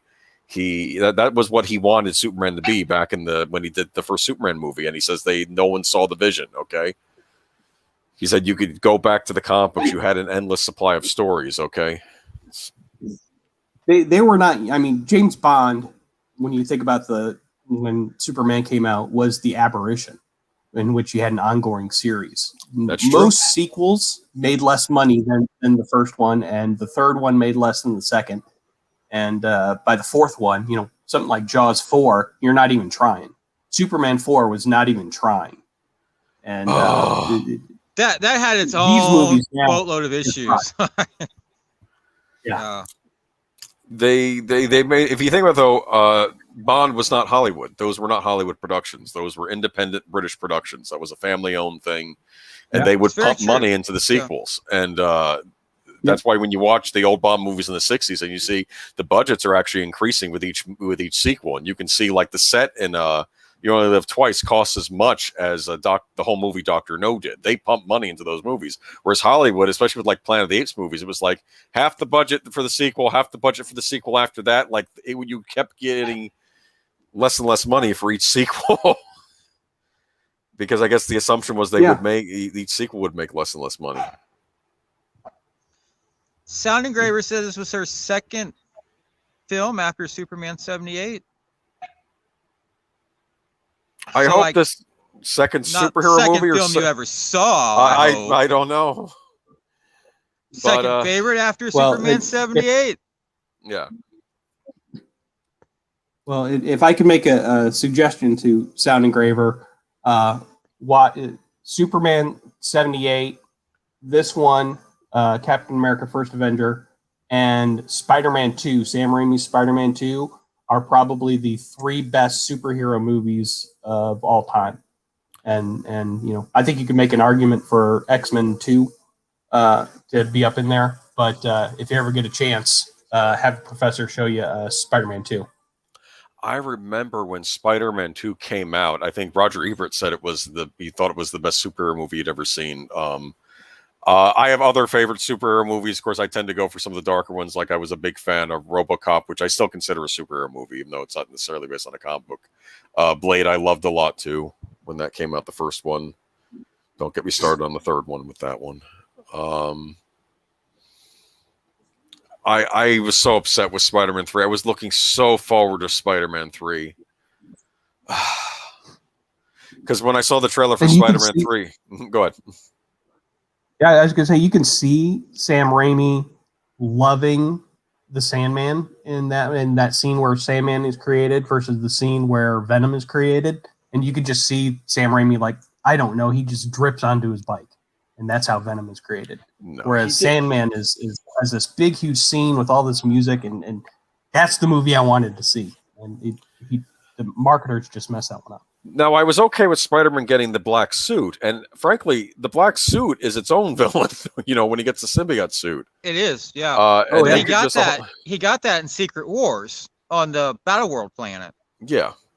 Which, oddly enough, they could probably do They could have done something like that in this MCU of having him get the black suit that way. But I like the idea of that just being the villain, how he's basically fighting himself. And I think I was even arguing the other day. My favorite part of Superman 3 was the part where it's Clark Kent versus Superman. Remember that movie has a lot of problems, but I did like that scene of him, I guess, basically getting away from the what I guess was the film's equivalent to Red Kryptonite, of how he was trying to get through that. Yeah. I mean, that was it's clear the core of that movie was Clark Kent versus Superman. It's just it's the other things, the Smallville scenes, and they misused Lana Lang a lot in Superman 3, and that it's the things around that core of Christopher Reeve doing that good play against Clark Kent versus Superman. So that's a big disappointment too. Yeah. Let me see here though. Emily Dormer, right? From Game of Thrones. Yeah. She was also, I believe, on The Tudors. Yep. Yeah. The blonde-headed girl. Yes, it's weird seeing her as a blonde. I'm used to her as a brunette.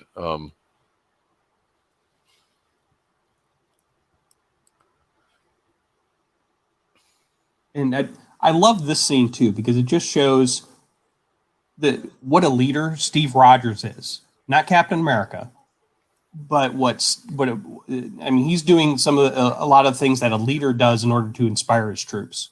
And I really like this scene.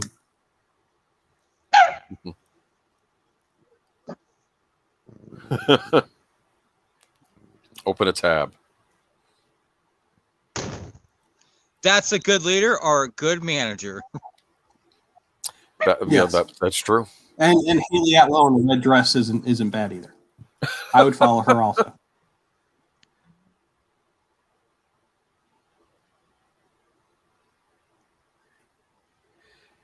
Yeah, and I keep thinking, she has the looks and the brains too.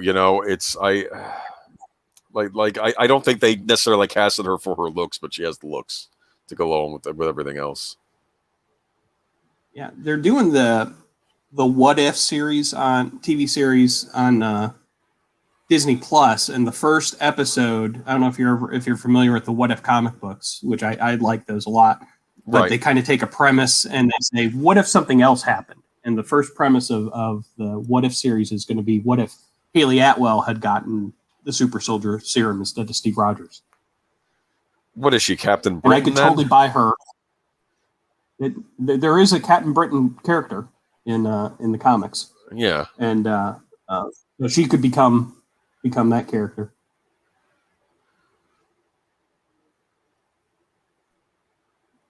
Right, partner. Am I here? You're here. Are you saying it? I can hear you. Okay. This is the point where Bucky is kind of like, now he's feeling, I guess, like Steve Rogers sort of was in the beginning of the movie, right? Yeah. There's like that contrast there.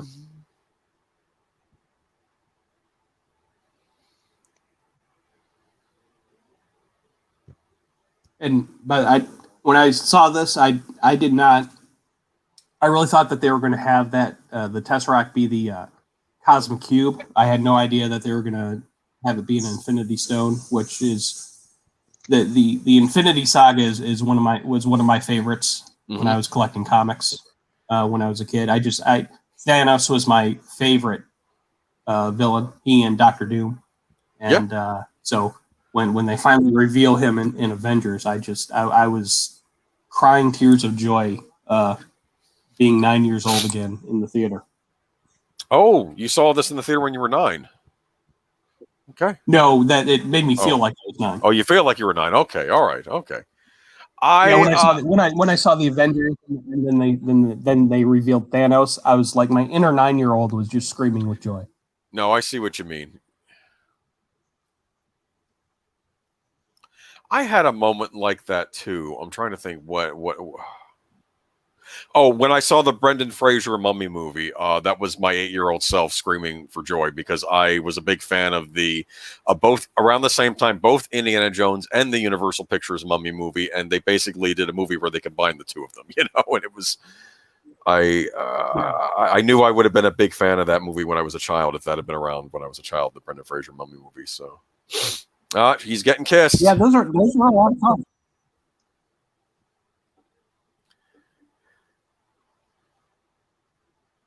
Yeah, those mummy movies were a lot of fun. I liked them. Yeah, except Troy and I are doing the fixing the. Yeah, I brought up the third one and he cussed it out. It was, oh man. Melissa Harris, I do not know where Leiaplussize is. I haven't heard back from her, so I hope she's okay. Hope she's all right. Maybe she's having weather trouble too. I know you were having that last Maybe week. so. Yeah. But we have Jedi Masters Utopia on with us, right? Yes, crashing the party. Yeah, Thank you for crashing. Oh, I'm happy to do it. I know I am the poor man's Leiaplussize. No, you're fine. We like having guests on. It keeps me from having to come up with things to say when I'm like, I like Captain America. It's like, because I'm not as familiar with Marvel comics. I'll be blunt. I was more of a DC fan. I mean, I always liked Spider-Man. Okay. I do have some of those trade paperbacks. I have the Venom saga. I have the Hobgoblin, the introduction of the Hobgoblin trade paperback from back in the day.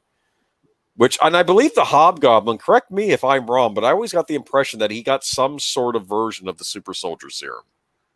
The Goblin serum that Norman Osborn had. Yeah, but I don't think the original Green Goblin had the serum. I think he was just a guy on the glider. I don't think he had super strength, did he? No, he did. Yeah, he was just as strong as Spider-Man. He did. Okay, all right. That was what drove Norman crazy. Oh, okay, and kind of gave him a split personality. All right, so that was accurate in the yeah, but the Hobgoblin tweaked it so he didn't go cray-cray. He just got strong. My favorite Marvel villain, and I've had people laugh at me, and I get mad, is the Kingpin. Okay? Well, that's interesting. I don't know why. Yeah, what made him your favorite? What I like about the... Now I'm trying to remember. Because I would always get laughed. Now I'm forgetting my reasons for why the Kingpin was. He always seemed to...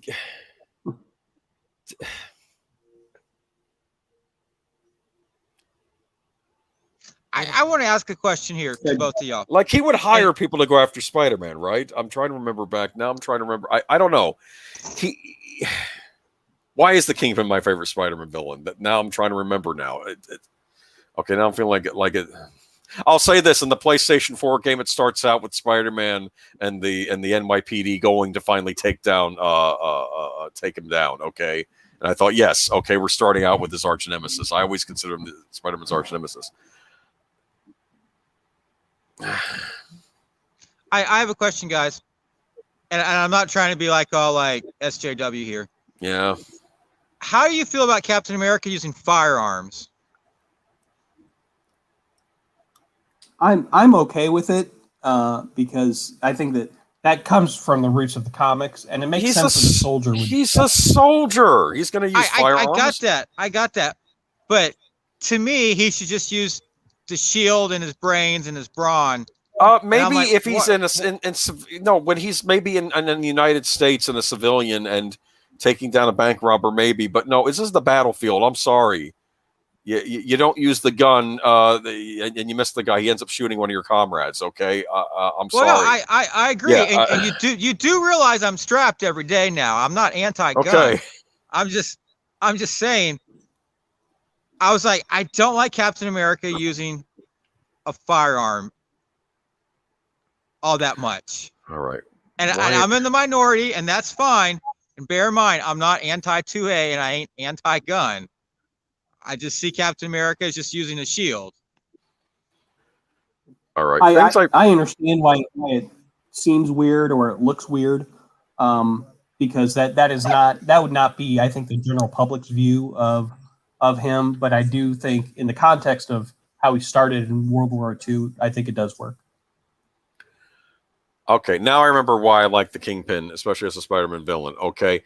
I think often, especially in the Raimi movies, as much as I love them, I think we lose the idea that Spider-Man is also fighting criminals. Okay, he is fighting criminals the same way Batman might. Okay, he's and the Kingpin is the like biggest mafia style boss in the city. Okay, and even though this wasn't the Kingpin on the Spectacular Spider-Man show, they had Tombstone basically taking his place, and he would basically hire and create supervillains for Spider-Man to fight, okay, because he was too busy with his own organized stuff to deal with Spider-Man. But, of course, now I'm talking about a different character, even though it was a substitute character because I couldn't use the Kingpin because Kingpin is now tied to Daredevil. Anyway, I don't know. I just like the Kingpin. This is probably why people roll their eyes at me. I think the Kingpin looked imposing, like someone who could physically take on Spider-Man. Yeah. And I think in the comics, that's why it worked a little bit more. And he's a man. I don't think he doesn't have any superpowers. Of course, they made. I remember on the one game they were making it like he could. Yeah.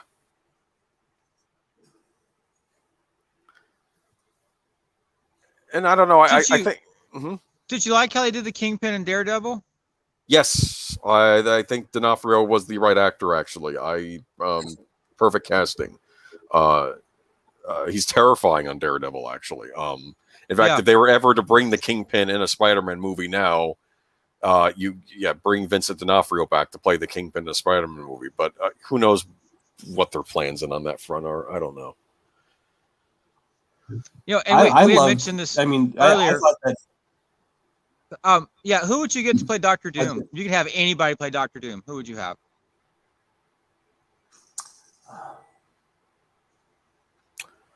If you're asking me, I'm not exactly sure. I think maybe Michael Fassbender. I think he would be a good one. Yeah. I think he would be really good. I like Fassbender. There's no reason why they couldn't, because actually it's funny you bring up Fassbender, because one of my favorite movies with Michael Fassbender was a movie called Frank, where he plays this weird musician that always wears like this Howdy Doody style mask over his head. So he's used to acting just with a mask on. So it could work with Fassbender. You're right. You know what?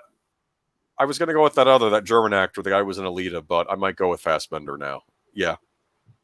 I think he could work as Dr. And like I said, I've been collecting comics for a long time, and we mentioned Secret Wars, and I have all of the original issues of Secret Wars, and Dr. Doom is very prevalent in that, and he ends up getting godlike powers. And the first thing he does is he fixes his face, because it was messed up when he put in the comics when he put the mask on. Oh yeah, and he is described as being extremely handsome, and so I think that Michael Fassbender could pull off the arrogance of someone who would hide his face and be willing to scar himself in order to gain power, but also be arrogant and vain enough that he would want to fix his face when he could. So I think he could pull something like that off. I'm actually with you on Fassbender. I mean, I'm used to him as Magneto now because he was in those the X-Men prequel movies. But no, I can see him as Doctor Doom though, because Doctor Doom always is wearing the mask, and Michael Fassbender, like I said, he's proven that he can act through a mask. Okay, with Frank. So yeah, I would. I think I would cast him. Who was the actor I originally thought of though? He's the one that played Blofeld in the Daniel Craig Bond movie, which is probably why you wouldn't want to cast him, because it might be a typecast. Christopher Waltz. I was thinking Christopher Waltz at first, but no, I'm thinking Fassbender would be the better pick. You know, the only thing is, as I said, I think Reed Richards and Victor Von Doom knew each other in college, which is, and I could see John with the comic book. And I could see John Krasinski. Christopher Waltz. Yeah, and John Krasinski and Michael Fassbender, I could see them in college together, right? Because that's the big hope, that John Krasinski would play Mr. Fantastic, and Emily Blunt would play the Invisible Woman, right? Yeah. Yeah. Right. Sue Richards. Although, I mean, if they say what you want about the original Fantastic Four, but having Jessica Alba up on the screen for two hours is not a bad idea either. She was actually good. She was good casting. I feel bad. She actually was taking that role seriously. She says, "I like the fact that I'm playing, an adult married woman, taking her marriage seriously on the screen." She said that. I mean, she wasn't the problem with those movies. Okay. Well, she told the story of the director. Like, there's a scene where she cries, and he yelled at her and told her that she needed to cry prettier. And I'm like, that's just rude. That's just how do you do that? Take somebody's performance like that, and that's too bad. I think that's not the purpose of I think of some of how they would approach the movies and now. No. Oh. So we have Tommy Lee Jones eating the steak. I'll admit this is my least favorite part of the movie. Like I say, I do like this story. I like the interplay between. I like the between interplay. them. I think it's hearing him eating the steak. I think it threw me off. And I know that just might be me. I don't know what it is. Okay. The interplay's fine though. Like I said, maybe I'm just nitpicking. I don't know. I like when he asks him why he won't eat, and he says, "I don't eat meat," and because it disagrees with me, and it's just that's him trying to regain control and over Tommy Lee Jones, and Tommy Lee Jones just kind of bats it away by starting to eat the food, and I did that it's those kind of moments that I'm like, yeah, each character is showing themselves and also advancing the story, and I like that moment. Plus, I imagine too, especially on the front lines, getting a nice steak is probably not that common, right? True. Yeah. Why let it But go to if waste, you're a right? general, it's a little bit nicer. Maybe.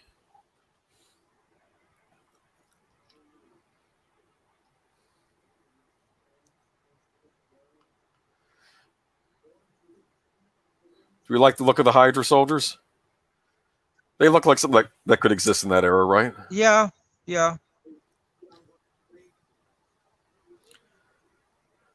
Plus, you think of toys being sold on this movie, the Hydra figure toys, it'd be something like G.I. Joe. You could have like all these, I don't know. Were the action figures for these movies popular among the kids?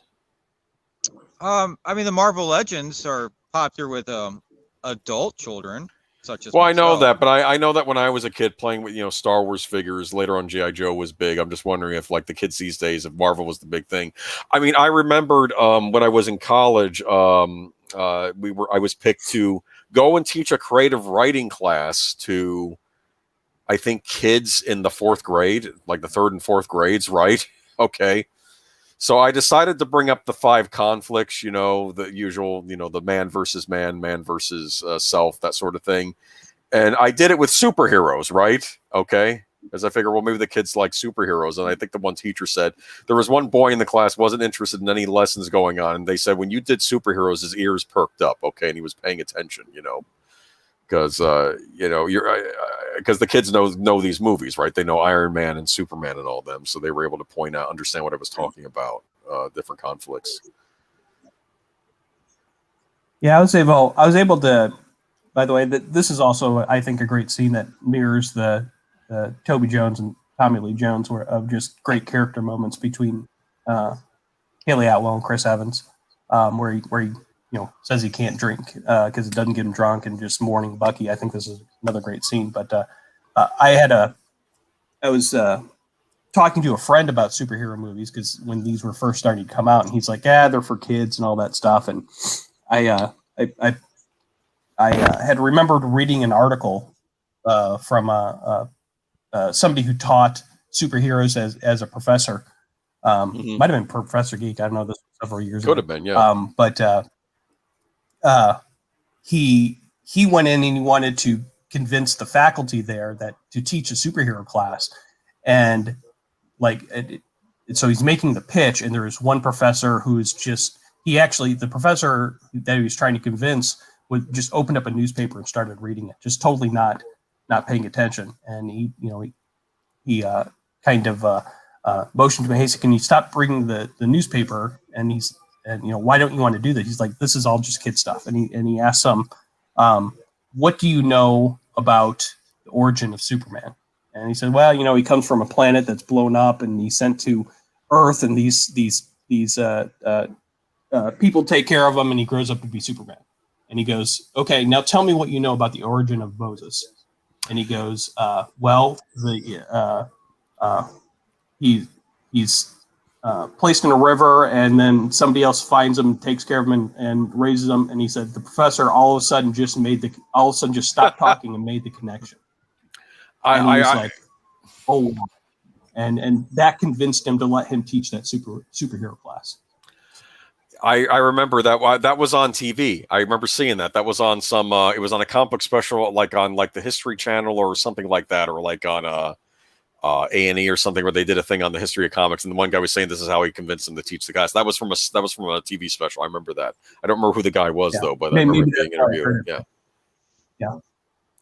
But yeah, I mean, it totally makes sense that the origins of Superman are the origins of the Jewish people in the world, and in the same way that the ancient Greeks mythology were based on the gods, our modern mythology is based on superheroes.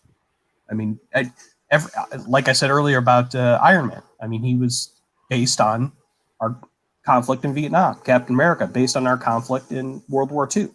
And these things are not just superhero movies. These are human stories being told. And that's why I've always been influenced by them. Who's your favorite superhero? Oh, it's Spider-Man, by far. Ah, interesting. Yeah, not even close. I mean, everybody else is a distant second. I don't collect comics anymore, but I have a very large Spider-Man collection from the 70s, 80s, and 90s. I probably own almost every comic that came out. Boomer, who's your favorite superhero? Superman. I know that's like the go-to answer for a lot of people, but he's mine. Probably because of I grew up with him, Christopher Reeve, later on the animated series, and he's up there. If we're going favorite like hero though, I don't even know if Robin Hood is probably my favorite.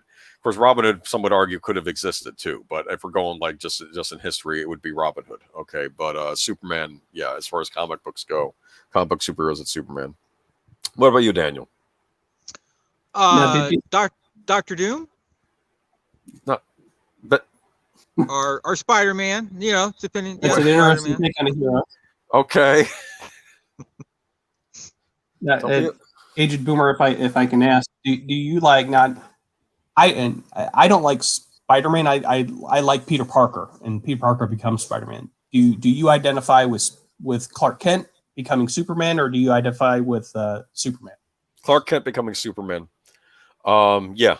Oh, that's weird. Yeah, no, that is weird. It is Clark Kent. On the animated series, he's talking to his parents about becoming Superman. He's not sure, and they say, you are always going to be Clark Kent. Superman just helps out from time to time, okay? I know people find they find Superman so unbelievable, but no, he was raised by good parents in the Midwest, raised with good values, and he's just a good person overall. And is it that impossible to believe that person would get powers and not want to, go and rob banks and do other things? Okay, and yes, he is my favorite because you know what it is, because he seems at the far end of just how good someone could be, but I believe him, and he's not beyond. Like, you'll have things like in another universe where he may decide to side with Lex Luthor after Lois Lane gets killed, and that scars him, and maybe we shouldn't do those kind of storylines either, but they usually do as like an alternate thing. Like they had an alternate thing where Lois Lane ended up on an alternate Earth where she had been killed. And it kind of it messed with Superman enough that he was sort of working with Lex Luthor, and they were almost creating like I don't want to say like a police state, but something that was getting close to it or something, as I recall. But it's been a while since I've seen that episode. But no, I do see Superman as Clark Kent.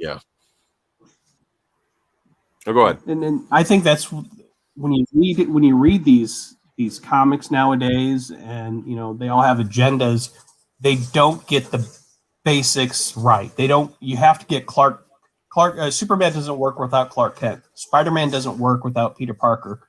Captain America doesn't work without Steve Rogers. And that's what I don't think they get. Or at least they don't want to.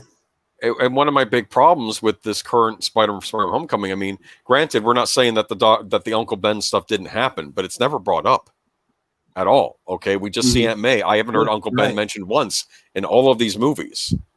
And it was interesting. A really good animated version of Spider-Man is the Spectacular Spider-Man. I don't know if you ever got a chance to catch that. But if you want to really, it was. And what I liked about that was we didn't know the Spider-Man origin story when that show starts.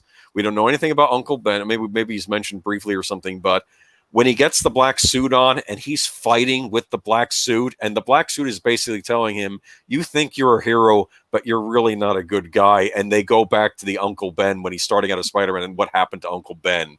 And the suit is kind of using that against Peter Parker. Do you understand? You belong with us. We were you don't, but who's there with him? Uncle Ben. And I like the idea that like our loved ones are still with us. Do you understand? And Uncle Ben is still with Peter Parker, even though he's gone. He's still there, and he helps Peter Parker overcome the suit. And so, and as the episode gets to the end, like all his friends in his life that are part of his life show up in like his subconscious or with him to fight off the suit. And I like that part. Okay, all the people he's touched, and all the people that were important to him, they're all helping him out in like this weird prison he's in by the symbiote. Yeah, and that's the point where you identify with the character and that you like a character for who that they are, and not because of their superpowers. Exactly. It's who they are. And one of my favorite moments in Spider. Go ahead. I was going to say I understand why so many people identify. I mean, if you ask people who their favorite Fantastic Four character is, 8 out of 10 of them are going to tell you the Thing because they identify with Ben Grimm as being an outcast and not looked upon, or at least feeling like a monster. I can understand why that's a lot of people's favorite character. It's weird. I think for Marvel, Hulk is up there for me. Favorite superheroes in that universe, because in the way he's almost because you can identify with the monster. That's why growing up when I was a kid, I identified with a lot of the Universal Studios monsters. Because. And even later on, when I watched Dark Shadows with Barnabas Collins, because he was a man that didn't want to be a vampire. Okay, it was a curse to him. Okay, but I'm telling you though, the one scene I loved on Spectacular Spider-Man was when he goes up to Tombstone, and Tombstone says he basically has a whole briefcase of money, and you'll get one of these like every week or something. Okay, and just stop. And you can fight off your small-time criminals. I don't care what you do there. And once in a while, I'll have you do a job for me. And he looks at the money. For half a second, Peter Parker thought about it. Okay? And then he rejects it and runs off. And I think that took a lot of strength of character, because earlier that episode, Aunt May is on the phone with a friend, and Peter overhears her say, I don't think I'm going to make the mortgage this month. Okay, we're going to lose the house. And at that point, he was struggling. He was tempted. But he still overcame that temptation. Okay? To take that money. Well, going back to the origins in the comics, what's the first thing Peter does when he gets his powers? He acts selfishly. Oh yeah. He goes to get money at the wrestling arena, and in the comics he's appearing on talk shows, and his initial reaction when he gets the powers is selfishness. And it's not until Uncle Ben is killed, and then he that's what carries him forward. That's what gives him the sense of responsibility that using the powers is something that he has to deal with. He can't just go out and act selfishly. So, I mean, him looking at that money for half a second is entirely fits within Peter's character, but also rejecting it fits in with his character. Yeah. Professor Get talks about the aspirational heroes, but even characters. Uncle Ben is aspirational to Peter Parker, I think. Don't you think? Oh, absolutely. And yeah. I think we all need our Obi-Wan. And let's say let's say even in this movie, Steve Rogers doesn't get picked for the program and doesn't get the powers. Okay, he would still be doing everything in his power on the home front at home to help people and to make the war effort. Okay, he would still be a good man at home. Okay. I believe that. Okay, it's like, I think this movie shows, like, quite literally, this serum brings out what's inside you, right? And of course, we see what it brings out in the Red Skull. Okay, it brings out his inner monster, whereas Steve Rogers, it brings out his inner hero. Basically, it's just right. Yeah. Zootopia, what's your degree in? I'm just curious. Well, I have my undergraduate is in political science, but I have my graduate degree. I got an MBA. Cool. Okay. I figured you were educated somehow. I was just being judgmental. But. Well, if you want to know the truth, the most education I got was from Stan Lee. Yeah. Okay. 9 years of Catholic school. He's the only reason why I know what. Yeah, he's the only reason I know what Excelsior means. Yeah, I hope to see you on maybe one of the professor's stream one day. You can do your inspirational heroes at some point. So I'd like to hear what your 5 are. I picked my 5, and I'm sure Daniel has his 5 as well. Actually, well, Daniel had a lot more, right? Okay. I think I had like 8 or 9. Don't tell us what they are. Save it for the special. Okay. But what do you think of the score, by the way, Daniel? Have we talked at all about the score throughout this whole thing? It starts out kind of slow, but it's classic Alan Silvestri. I really love the score for this film. Did he do the score to Rocketeer, or was it somebody else? That was James Horner. Okay. I think James Horner could have done okay with this, but I would have picked Alan Silvestri because he's very good with the action, brassy, driving ostinatos that just sound powerful and in your face. Like, Back to the Future, Predator, Predator 2, classic Silvestri. You could have this is the important part, right? You could have the power of the odds.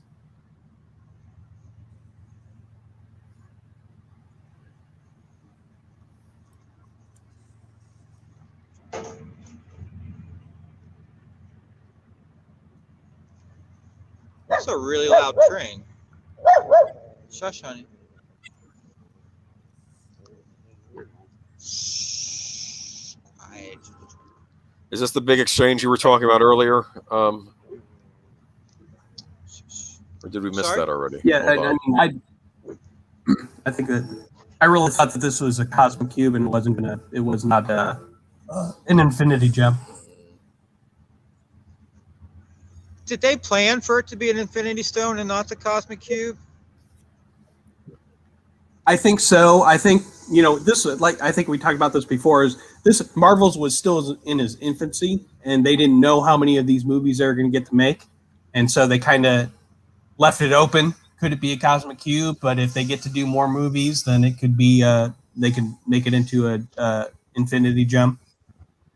Now, I didn't take this as the Red Skull dying. I figure, okay, no, unless you, frankly, with the Red Skull, I don't think he can ever die. Yeah, I didn't take it that he died either. I kind of looked at it as he was transported somewhere. I like his line in and Avengers he was. When they say, "What do you think of the Tesseract?" I think you should have left it in the ocean. Remember, he says that. It's like, yeah, and he's right. This is sad. He was right. Then, oh yeah.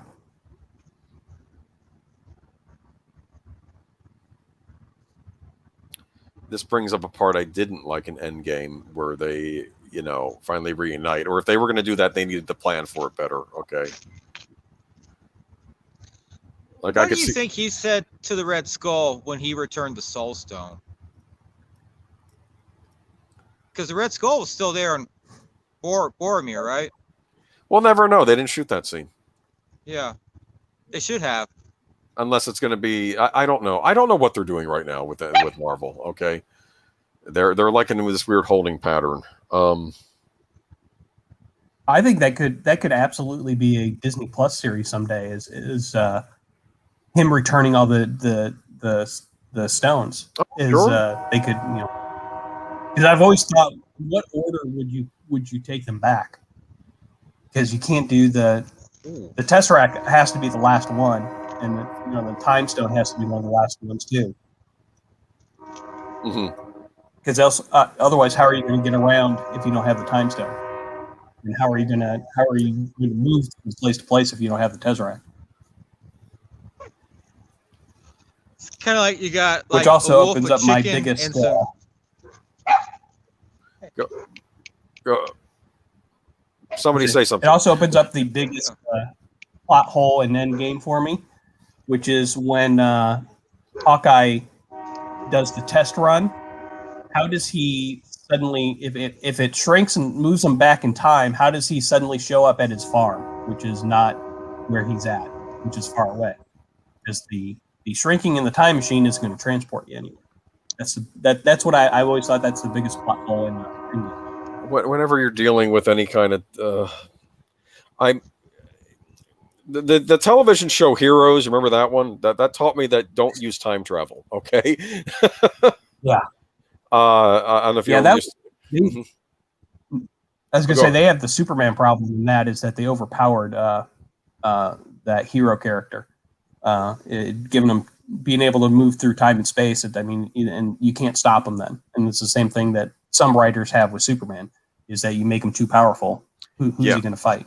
One of the things I liked on Superman the animated series is they downplayed his power a bit. I mean, he was still, of course, more powerful than any, but like in space he'd have to wear a space suit to breathe. Okay, he couldn't just breathe in space. Okay, there were other things where like like if it goes up against Metallo, he's getting hurt pretty bad. In fact, they argued. I think their argument was they didn't know how Superman could survive against Metallo on that show because he's a cyborg made out of what? Unbreakable metal powered by kryptonite. Okay, it's like Superman should be dead every time he goes up against him, though.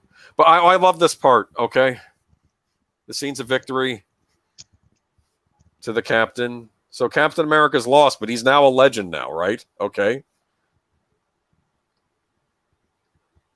And in a couple, in 10 or 20 years, Agent Coulson will collect his cards.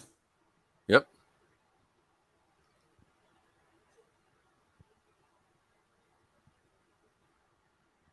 There we go. I like that Howard Stark's looking for him, and I think they make a point that him and Steve Rogers were friends, and that could be a reason. I don't know if that's another reason why Tony Stark kind of had a I don't want to say.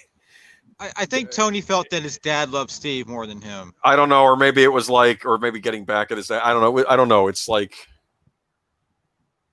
actually, that was a part in Endgame I liked was Tony Stark meeting his dad, okay, and having that moment with his dad. I did like that part, okay. That would see, not everything Endgame was bad. I did like that.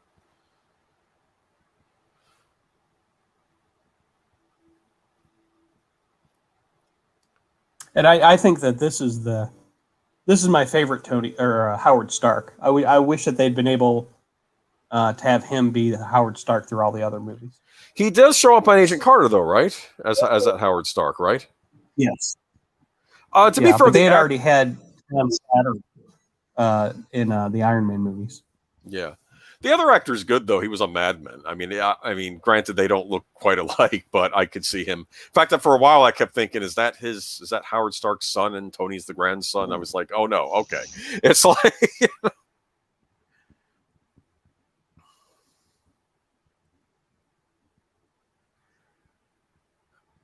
Oh, this is another great scene. I can see why this is your favorite superhero movie. Like,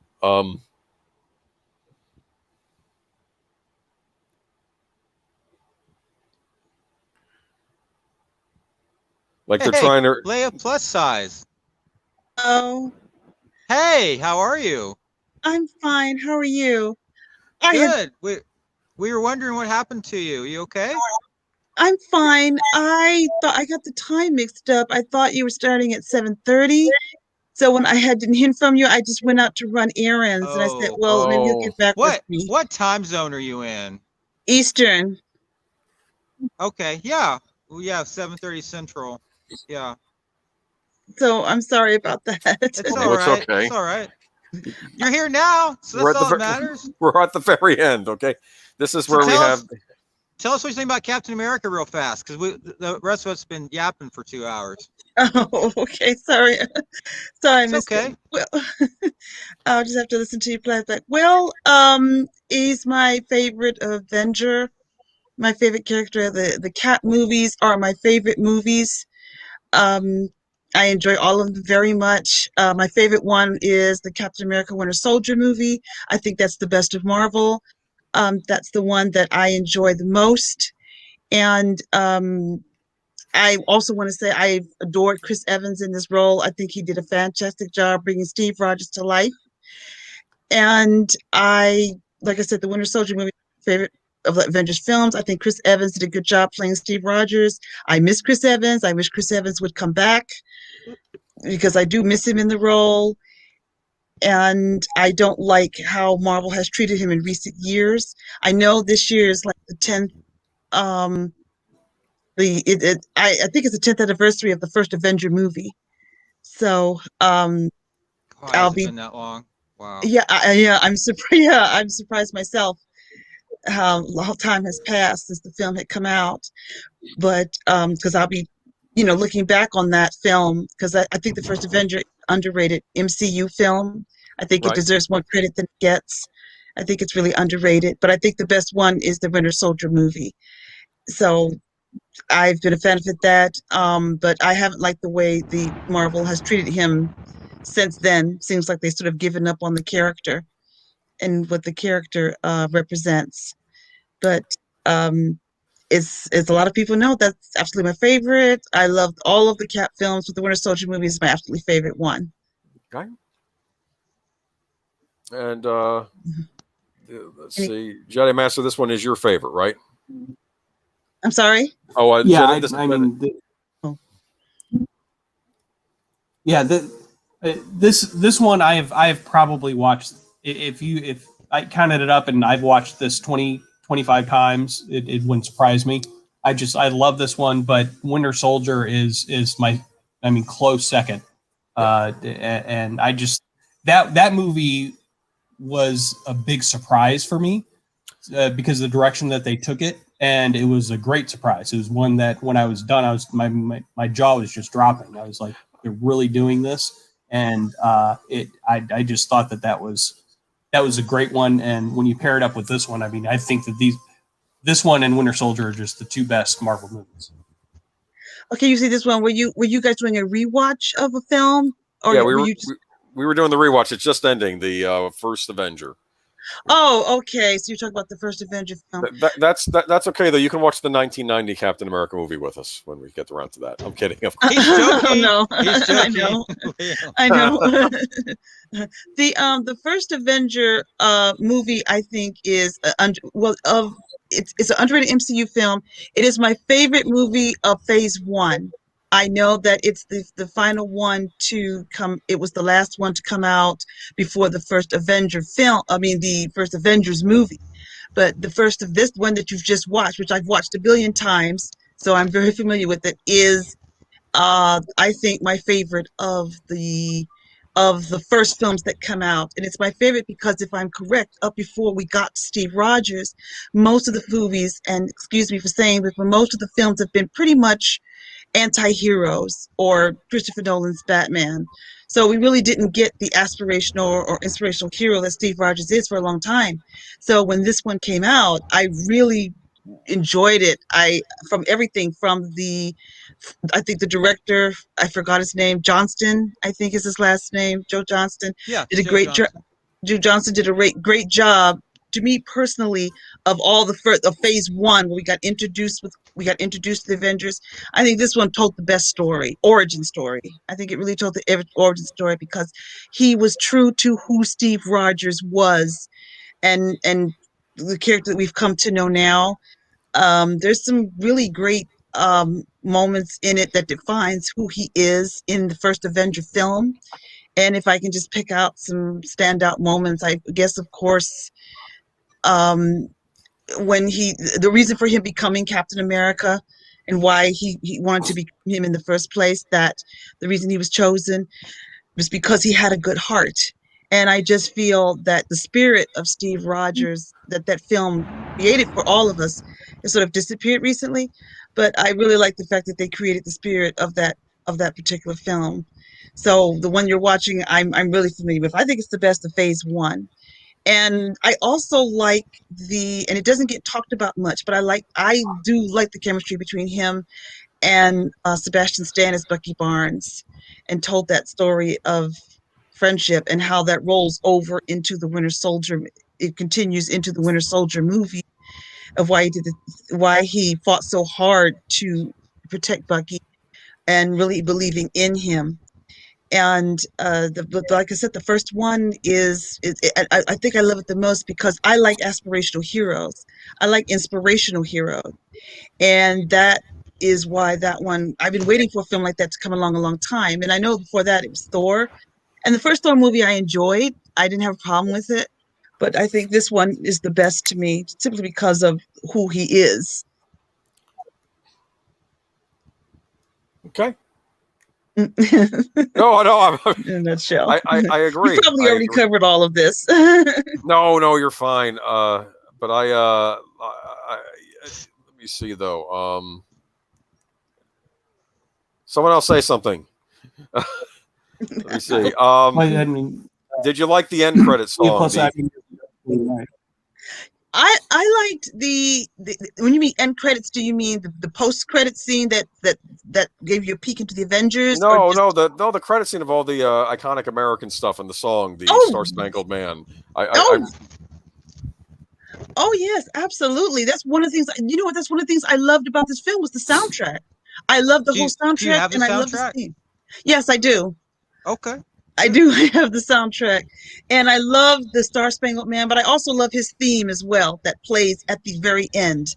I also love his theme song. So I do have the soundtrack because his theme song is it's inspirational. It makes you want to stand up and cheer. It's like after coming out of seeing, it takes my memories back to seeing the first Avenger. I mean, seeing as a child Richard Superman? Donner's Superman. Yeah, Yeah. Richard Donner's Superman, and hearing that fantastic theme by John Williams, and then coming out of the theater just feeling so energized and inspired, because I think that's what a superhero movie is supposed to do. It's supposed to inspire you, and you really get it in this film when you hear those end credits with his theme.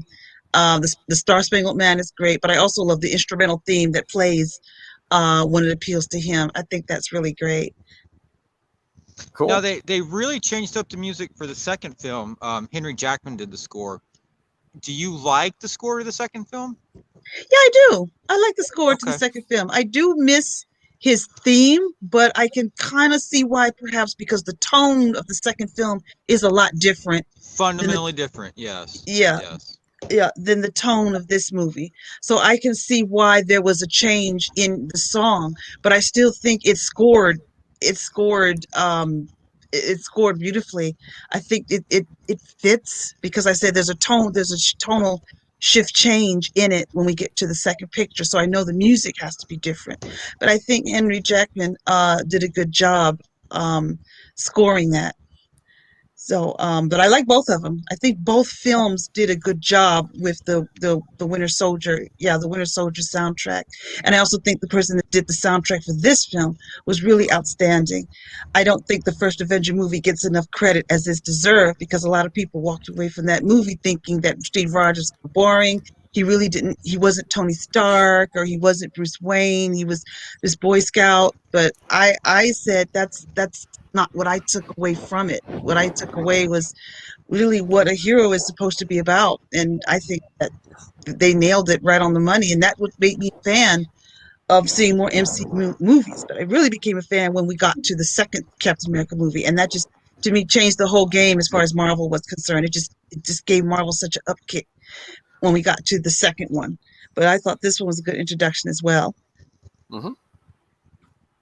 Yeah, I when I saw the second one too, I was not expecting that. I wasn't expecting that movie because I like the Marvel movies, but I thought that they like how do you do Captain America in modern times? That's what I was thinking. How are they going to do this? And it kind of blew my expectations. I remember that.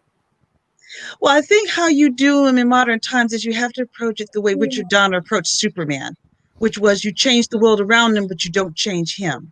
Yeah. And I think that's what the challenge that I think they had the same challenge they had with Superman.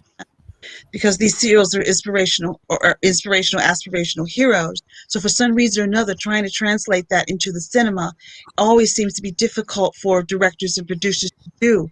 But if you if you look back at what Richard Donner did, which is why still to this day, I was telling somebody this day, I will take Richard Donner's Superman over anything Zack Snyder has done, because Richard Donner understood who Superman was, and that's the reason why I think we like to go back and look at his take on Superman, because he got it right and he told the story, which is the world around him changes, but not him.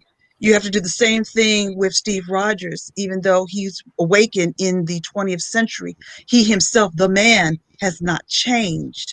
And I think that what he does, the film, all the people that he meets, from Sam Wilson to Natasha to Nick Fury, is that I think he makes them better people. I think he inspires them to be better people. And I think that's what he's all about. And those are the kinds of heroes that I like, and I think that sadly is missing nowadays. Yeah, I mean, hopefully not, but I don't know what direction Marvel's going to be going in now. I mean, we're going to find out more concretely as they start releasing more stuff post Endgame, but yeah. Well, the thing about Endgame, sadly, to me was, well, I did not like Endgame at all. Endgame was a massive disappointment. Saw it once, I want to see it again. Right. Is what they did to the character of Steve Rogers. Everybody has their own opinion, but my opinion, the show was a complete not only to Steve Rogers, but to the whole Avengers. I felt like it was a disservice to the whole Avengers to basically sacrifice them on guillotine of woke, I like to call it, for whatever reason they wanted to do, whatever agenda they had. It wasn't true to those characters, and it really was not true to Steve Rogers. I think Endgame ruined the character of Steve Rogers, because going towards the end, you can say what you want, having him go run back, abandon his friends, particularly abandon Bucky, the man who's like family to him, the only family that he's ever known, the man that he's fought for over those 3 Cap movies, that he fought so hard with his life to protect and keep alive, and just to up and abandon him back to a woman that he knew from his past. And this is not ranting on Peggy in any way, but to go back and to abandon all of this when what he stood for, to go back to the past, was just an insult. Steve Rogers would not do that. So I thought that was just insulting. And now to try to build a world with these shows off of that is a terrible foundation to go on. So I'm not so confident going forward as to what I'm going to do with Steve Rogers, because I haven't liked some of the things that I've heard. So I don't have as much confidence as I did when this movie first came out. When this movie first came out, they just nailed him right. And I think Chris Evans did a good job. I don't think he gets enough credit sometimes, but I think he did a super job. I mean, to me, he's right up there with Christopher Reeve when I first saw him portray Superman. He had a really big task of bringing a character that really hasn't been on screen before like that. Everybody was used to Bruce Wayne, and we've seen Superman before, but to be the first guy to bring Steve Rogers to life, I think he nailed it in all 3 of the pictures. Yeah. And I think, too, especially in Endgame, I think he wouldn't abandon his post like that either, right? I don't think, no. Because he did. I mean, it's not like he's. I guess, what did he do? Stay in hiding for like 40 years or something, or however long? Or it was the 70s, so it would have been like, yeah, I don't know. Well, the comics, of course, in the comics, when he is brought out of the ice by the Avengers and not S.H.I.E.L.D., to most normies or general audiences, they don't know that really was the Avengers that found him out the ice. It was the 1970s, and I guess for a while he wasn't around, but I think that for a while he just gave up being Captain America. But they could have done that a lot better than what they did in Endgame. I still do not believe that he should have abandoned him. If they either perhaps they didn't handle it very well. That was not true to Steve Rogers. Someone said that was more true to making the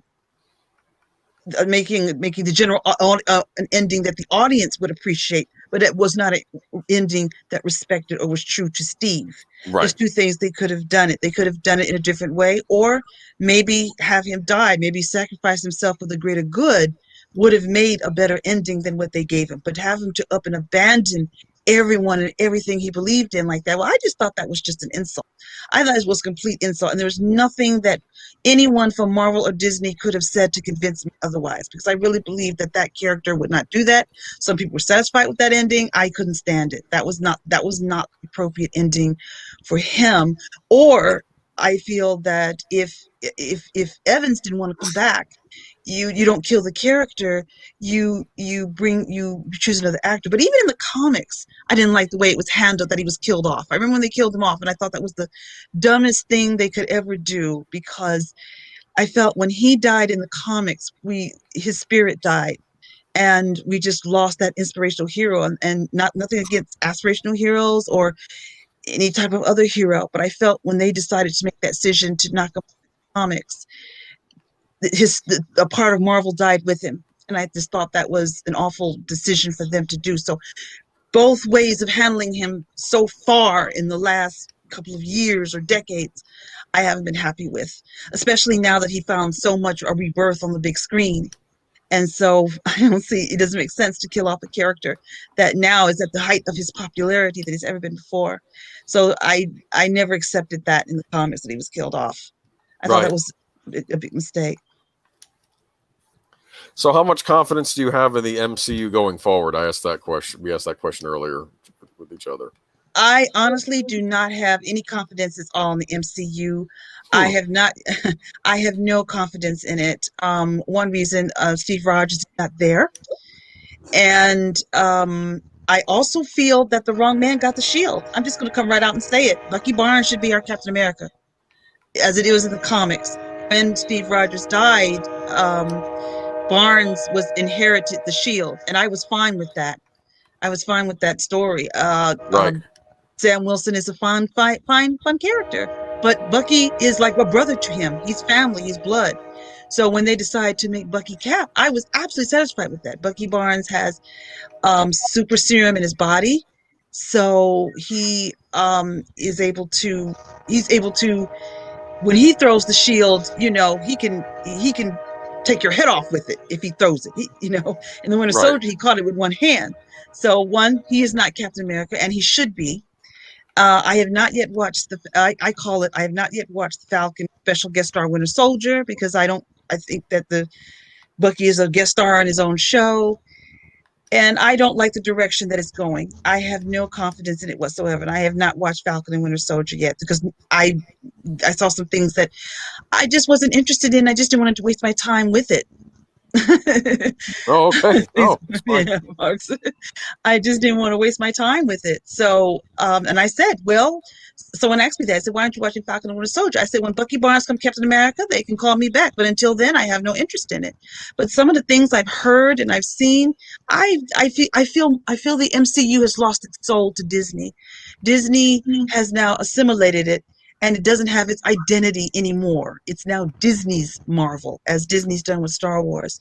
So I don't have a lot of faith in upcoming projects right now. It's going to take a whole lot for them to win me back. But right now, going down the pipe, there's nothing they can say or do now that can interest me at this point. You bring up an interesting point where Jedi Master Sophie did earlier, where at least when Captain America was made, Marvel was not owned by Disney yet. Do you think a lot of what was working about the MCU was going on before the Disney takeover, or I don't know? Was stuff setting up in advance? I'm just thinking I'm just curious. I don't know if I'm wondering if a lot of the stuff that did work was in fact the stuff that wasn't planned out under Disney, but I could be wrong. I don't know. I think up to the middle of Phase 3, I don't know. I think you have to look at the films and see how they progress or change. Like, I felt 2014, when that was the year we got the Winter Soldier and we got the Guardians of the Galaxy. I think that was like the height of Marvel. I think that was Phase 2. I think that was the best year we got, because I loved both of those two movies. And then we got Civil War, which is okay.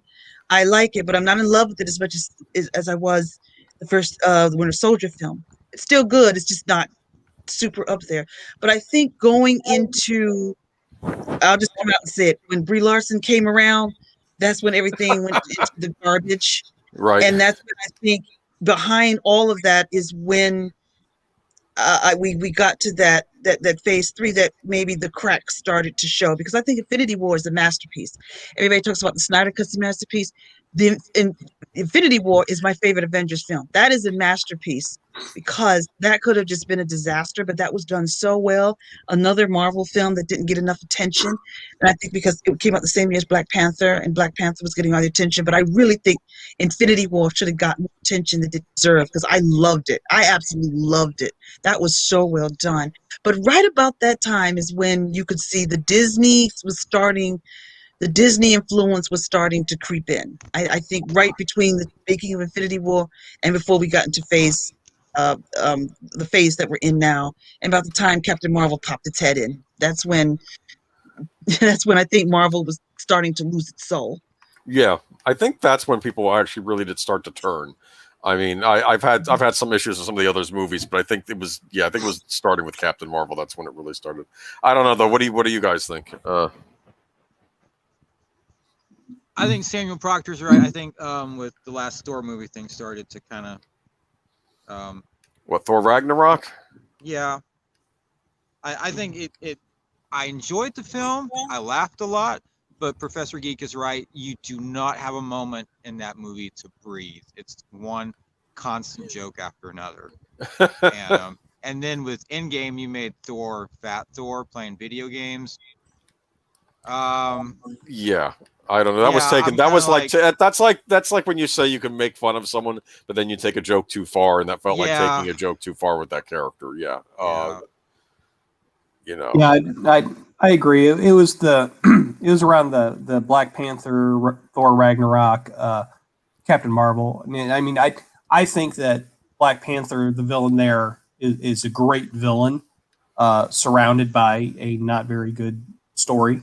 The Thor Ragnarok, I mean, that's just not Thor, and it's not a Thor story. It's kind of where they changed the character so that they could keep Chris Helmsworth interested in the character, and they felt like they could start to change it a little bit because they were these movies print money now, and everyone is going to be having a $100 million opening, and Captain Marvel. I mean, I think that is just the objectively worse Marvel movie. I mean, no one in that movie looks like they're having fun, and it is the by the books, written just like nobody really cared. And I think it was because they knew it was going to make $1 billion. It was because it was right before Infinity Wars. They released that 2 months before, and they knew everybody was going to see it. It felt like they were bringing that character in way too soon. That character should not have been a part of Infinity War. Well, even if they were going to do the character right, I felt like she's coming in at the 11th hour. And if you think about it, you could have done Infinity War without her, and it wouldn't have made that much of a difference. Okay. Yeah. Yeah, and I still think, as we were talking about that before, they rushed that one in order to, catch up with DC. At least had Wonder Woman coming out, and so they pushed that as a female character. But that's also, they should have had a Black Widow movie way sooner than they did. Black Widow movie should have come out either before or after Winter Soldier, and I think that introducing that character in her own right would have been better than that just rushed, boring Captain Marvel movie. Well, even Scarlet Witch at that point seemed like a bigger deal than Captain Marvel to me. I mean, she was going to. They offered her a film, but Elizabeth Olsen said, "I don't think I can carry a film." I got nothing to say about that. Yeah. Girl, they offered me a movie. I think she and the character are good. I love that moment in Endgame when she stands up to Thor. I thought that was very good. Yeah. I agree. I agree with you guys. I think that, first of all, I want to say Thor Ragnarok is when you start to show the cracks, because everybody seemed to love it. I did not like it. I didn't like Taika Waititi's direction. To me, it didn't seem like he made it seemed like I think that he felt like when he made Thor Ragnarok that he made it out of hate of the character, not love of the character. because he had love of and respect for the character. He wouldn't make the decisions that he made. And I agree. I think that they took the joke too far. It's okay in the Guardians movie, but when you got to Ragnarok and you made everything into a comedic joke, it just totally lost me. I said, okay, they're not taking this character seriously at all. And I love Hemsworth in that role, but they just turned him into this joke. So that's when the cracks started to show. And I just felt it was just, I'm sorry, just juvenile. It could have been toured up a bit, to help the story, because it's a precursor to Infinity War. And then of course you have Captain Marvel, which basically was not done out of, I do agree with you guys. I think she was shoehorned into the MCU. I think that it was a hit because of where they placed her. Kevin Feige was determined to make that movie a hit because the film nobody wanted. No fans wanted it. Nobody liked that character. Carol Danvers was not a popular character, but he was determined to make us like that character at no cost. So he shoved her right after Infinity War, which had that cliffhanger, and right before Endgame, because he knew people are going to come to this movie to see it because they think they have to. A lot of people told me who saw it said, well, I didn't really care for it, but I felt I had to see it so I could know what's going on in Endgame. And turns out you didn't need to see it at all. And I just think that Brie Larson was a terrible pick for the role. It seemed like, again, the characters were like walking zombies. It was a shell. Brie Larson does not know what a hero is supposed to be. To her, it was one big political statement. That's all that movie was, one great big political statement. And I don't come to Marvel films to be told how to live. I come to be entertained. So I had no reason to see that film whatsoever. So that's when it started. I didn't even like the Endgame poster because I told people it's too many characters. It should just be the 4 Avengers. It's got Captain Marvel shoved right in there as if she's been there all this time. She hasn't been there all this time. She's been part. Yeah, well, that's what I thought the idea behind Endgame was going to be, is that the surviving Avengers are the original ones, and the newer heroes are the ones that disappeared. And I thought that was going to be like bringing the original team back together and to solve this problem beforehand, passing the torch, But yeah, I was thinking. I was thinking the same thing. I was thinking the same thing as you, because to me, after Civil War, I felt like the Avengers never was able to come back together. A good comparison I like to make is to X-Men Days of Future Past. X-Men Days of Future Past, Mark Foxworth. X-Men Days of Future Past handled time travel way better, and that's one of the problems I had with Endgame was the time travel and the 5-year this 5-year snap. The writers who wrote that snap wrote themselves into a corner because they didn't know how to develop that at all. Even if you're writing something that's fiction, it has to make sense, and the snap was just too long. But X-Men Days of Future Past, for instance, knew how to handle time travel, and then at the end the X-Men come back together. One scene I reference is Wolverine telling Professor X, whatever you do, don't forget these names. Don't forget who we are. Don't forget what, bringing us together. So when we come back to the modern times, as the movie sets up, Wolverine and Professor X are the only ones who remember what really happened. But the history of the war with the Sentinels is wiped out and everything's back to normal. But Wolverine knows everything was different back before. You even see Jean Grey again. That is what Endgame should have been and was not. And you're right, because they never, the Avengers never really got a chance to come back together. Even if you knew some actors were leaving, they never got a chance to come back together. In my opinion, it just seemed like it was an execution. It's just like, okay, in this hour, we're going to knock this character off. We're going to knock this character off. We're going to knock this character off. I felt like I was watching an execution. I felt like I was watching a scene out of, I don't know if anybody, you guys are older. Do you guys remember the movie Logan's Run? Oh, yeah. But not because I'm old, because I'm cool. Thank you. I like that. I'm going to use that. But I felt like I was watching the opening of Logan's Run when all the people who turned 30 were being sacrificed on the carousel of life.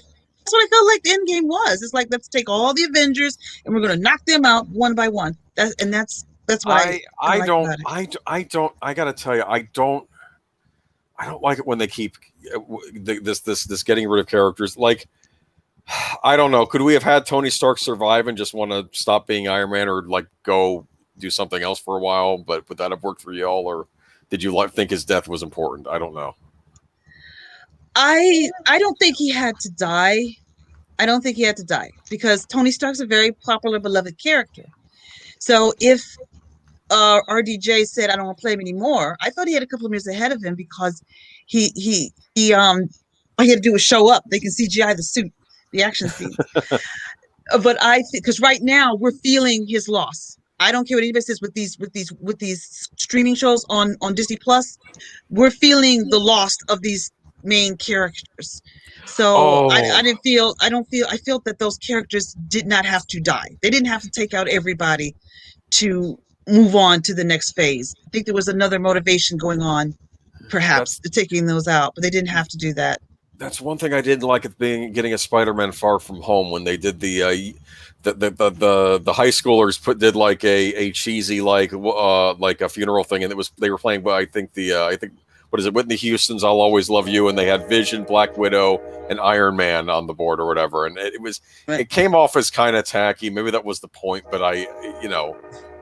I didn't care for that. I mean, these were even Vision. I mean, Vision gets killed and then he doesn't come back. They did. I was Right. kind of surprised at that. Actually, they didn't figure out a way to bring Vision back. But I was surprised. I felt they're paying for it right now. From what I've heard from people, of course, for those who saw WandaVision, the show was disappointing to me. I'm sorry, I'm one of those who was very disappointed in it. And one of the problems was you don't have any connecting characters. There is no Tony Stark, or the Falcon and the Winter Soldier. You don't have Steve Rogers. There are people that have watched it who have already told me, God, it misses Steve Rogers. They said the show needs Steve Rogers and the Russos. And they said, we're starting to miss Steve Rogers already. And I'm sorry, you can't carry a show with the sidekicks. You think of Batman, you think Batman and Robin. So when you think of Captain America, you think Captain America Bucky or Captain America Sam. You think that. And so when you have a TV show with two C-list superheroes who are cool in their own right, but you don't have that nucleus of what holds them together, not there, it's pretty empty. And like I said, I haven't seen it, but I asked some people about it, and that I know. I said, "Well, how do you think?" And they said they're not liking it at all. They said it's the spirit of, they need Steve Rogers. So you need that character back, and there's so many stories they could have done if they had kept Steve Rogers around for the streaming show. There were still a lot of stories for him to deal with in the modern age. So I think that people, maybe it's going to take a little time, but they're going to realize just how missed the two leads of Evans and Iron Man, Evans and RDJ not being there, and even for Black Widow. I mean, her movie's coming out and she's dead. I mean, like you said, Black, the Black Widow movie should have come out before Winter Soldier or after Winter Soldier, somewhere in there in phase 2 and 3. That movie should have came out. There was a chance that they had to tell her story. As he said, I know DC had Wonder Woman coming out, and that's okay, but here was a chance to introduce everybody to a different type of character. And they blew that. you know what, too? I'm going to say this, and I don't know if it's a coincidence. Maybe it's just a coincidence. But, like, you have Solo come out, okay, and it's right after we saw Han Solo get killed. Is anyone interested at this point of seeing a Han Solo movie? I think that was. I think that even that was just a bad movie. Well, I think no, but I think even more so than Last Jedi. I think that's what really hurt it, because you saw Han Solo get killed, and it's like, well, this character has no future. Why am I bothering caring about his past at this point? I could be wrong, but I that's the impression I get as to why audiences didn't want to go see that. And I don't know if it's going to be the same thing with Black Widow, provided this movie ever comes out. It's July 9th. July 9th. That's the new date. Right. So. But at this point, I really don't have interest in it. I really don't have interest in it. And like I didn't catch his name, but I see your icon, but I didn't catch your name. Zootopia. You can call me Zootopia. Zootopia was right that Solo was just a terribly bad movie. That was just pathetic. So there's no reasoning on that movie whatsoever. It's just pathetic. That was not a good movie at all. But it also did hurt that they killed off Han Solo in a stupidest way you possibly can imagine. Didn't give the man an honorable death. Gave him a dumb, stupid death. Okay, Harrison Ford, you got your wish. And I think that's another fact. That was two factors. One, dumb film. Two, no one's interested at this time because she's dead. So why should we waste the time seeing it? I have no interest in the Black Widow movie. It's the release date. Solo was definitely that was the first movie that showed that audiences were willing to ignore Star Wars. That Last Jedi made over $1 billion. Even though it was less than the previous movie, you could still make a case that hey, people were still going to see Last Jedi. But when Solo comes out and bombs like it does, it lost money. That was where it showed that people could just ignore it. And I think Black Widow is going to do well. I think that the Eternals is going to be the movie that people is going to be the Marvel movie where they say, yeah, we can ignore this. We don't have to see it. What about the one? What about the one about the guy in the rings and all that? Shang-Chi? Yes, yeah. I haven't heard enough about it. I mean, I'm familiar with the character, and if they're going to bring the Mandarin, the real Mandarin, into it, yes. I would be excited for that because I consider Iron Man 3 to be the most disappointing Marvel movie to me. Because I didn't like that. I did not like that reveal. I know that's not your opinion, but it's okay. We can have a difference of opinion. Like I said, I had problems with Age of Ultron too. So yeah, and I know a lot of people love Age of Ultron. I love Age of Ultron, and I think it's grown on me even more. It's like I didn't hate it though. Like I didn't dislike it like I disliked the Captain Marvel or Avengers Endgame. Like it didn't ruin the cinematic universe for me. Just like maybe Iron Man 3 didn't ruin the cinematic universe for you, right? That wasn't the clincher. Okay. Yeah. But yeah, I don't know. I got a kick out of Iron Man 3, but again, I can see how comic book fans, maybe they were disappointed that Iron Man's big arch nemesis, and then it's Ben Kingsley as a bad actor in but he is Mandarin is definitely a part of Shang-Chi's storyline. So I will be interested as we looking at it and seeing if it could be a good movie. But the stuff I've seen for the Eternals, that just looks terrible. And I keep hearing that they're going to bring Thanos into it because this is set thousands of years in the past. And I'm like, another prequel. I've seen my Thanos movies, and I'm happy with it. And you don't need to go to that well anymore. And just it doesn't look exciting to me. You know what they could do? I would have loved to have seen it. Oh, go ahead, Utopia. I did. Black Widow, I would have loved to have seen either before or after Captain America, Winter Soldier. But again, that's Ike Perlman vetoing that stuff back then. You know how they could fix the whole Mandarin thing? They could have it be like the Mandarin is like this Kaiser Soze type thing that like, oh, it's an urban legend. No one believes in him. That's why that one team made up that fake Mandarin for their thing in Iron Man 3. But then, of course, there really is a Mandarin, Yeah. Like it's not a myth. They could do it that way. Yeah. Okay. I hope they do something cool with them because that was the Iron Man always had. Kingsley was awfully cool. He was pretty awesome. Yeah. Iron Man always had kind of two stories that he drew from. One was that East versus West dynamic of technology versus the East, and then also from Arthurian legend, a man in an iron suit. So those were kind of there are a lot of Iron Man stories in the comics that draw upon those two ideas. Cool. All right. For the Eternals, right now, Shang-Chi, like that one, I'm going to have to listen to word of mouth to see if I want to see that one because I have a bad taste in my mouth after Endgame and what I've seen with streaming shows so far. And as far as the Eternals, now, I was excited at first because it was a reunion between Jon Snow and Robb Stark, I think. From Game of Thrones, they're both supposed to be in that, but I have not been hearing anything good about this film, and I begin to wonder: is there a reason why they're so quiet about it? So, I'm not in any hurry. Those two films, I'm going to have to hear word of mouth. I usually for a Marvel film, I go see them anyway, but this time I'm going to have to hear if it's worth my time, because like I said, right now nothing has me interest so far. But I'll have to wait and see on those two. But Black Widow, I think, should have had an earlier release years ago than what they were doing right now. I think it's too little, too late, unfortunately. Yeah, and we'll start hearing more about the Eternals after Black Widow comes out because from what I understand, Eternals is done and ready to release whenever they do. I would like to see the Black Widow movie just because I'm hoping that they do justice to her by passing her up. And then I am looking forward to the next Doctor Strange movie. Oh, that looks interesting. I think that's about the only one right now that does have me interested is Doctor Strange. That's the only one right now that has my attention.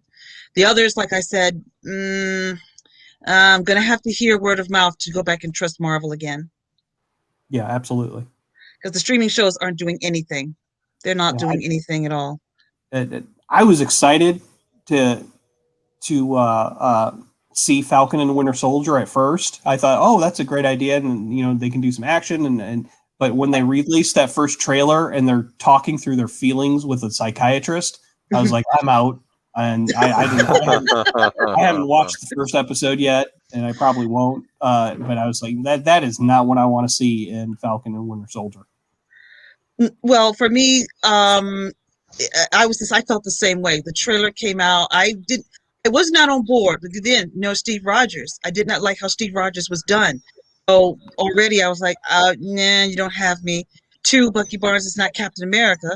So I'm like, I'm really bummed out on that because there was a story right there. I can see that as a TV show because Bucky's history is something. He's got a story. He's got a story to tell. So, and like I said, Falcon is a cool character, but I like Falcon as Falcon, not Falcon as Captain America. And I've got no shame about that. So that didn't win me. And like you, then I saw the trailer and they're talking to the therapist. I'm like, oh God, you gotta, please, come on, you gotta do better than that. And then from what I've heard from my fellow Marvel fans told me, you don't want to even look at the first episode. Said you don't even, she said, and also that scene is absolutely atrocious. It's as bad as it was in the trailer. So I said, well, I didn't miss anything. So I didn't miss anything. Yeah, they need to act like men and just push your feelings down and never reveal them. That's the way they should act. And, not talk it out with a psychiatrist. Be a man and don't reveal your feelings. Exactly. People want to see the action. They're taking the show too seriously. Just get right to it. One of the reviews I had, I agree with you. Like I said, the show needs the Russo brothers. The Russo brothers knew how to handle those characters. They need the Russo brothers to come in, and I was told the writing's atrocious. And then also, again, you don't have a good foundation to go on. They're supposed to be trying to survive after the loss of Steve Rogers. Well, Steve Rogers didn't die. He abandoned them. So how do you go from that? You know what could have been funny if they wanted to get rid of Steve Rogers, Captain America? Maybe they could have had him in... Well, I don't know. I'm throwing ideas out here that are probably bad too, but I'm thinking maybe instead of him just getting stranded in the past, or maybe he gets stranded in the future instead, like 50 years away or something. But yeah, and I get it that we have 70, 80 years worth of Captain America stories because in the comic books he doesn't age. Chris Evans got a year older, and so they can't use him forever. Robert Downey Jr. is a year older. They can't use him forever. So I understand why they have to either kill off or retire these characters. But what they're replacing them with, they're as they were talking about aspirational heroes, they're not replacing them with other aspirational heroes. And they're out there. They're in the Marvel universe. There are many other aspirational heroes. One of my favorite is Quasar. I love that character. The first 50, 60 issues of his book back in the 80s and 90s, I thought that those were great, and he was a great aspirational character that they could use, but they're just not.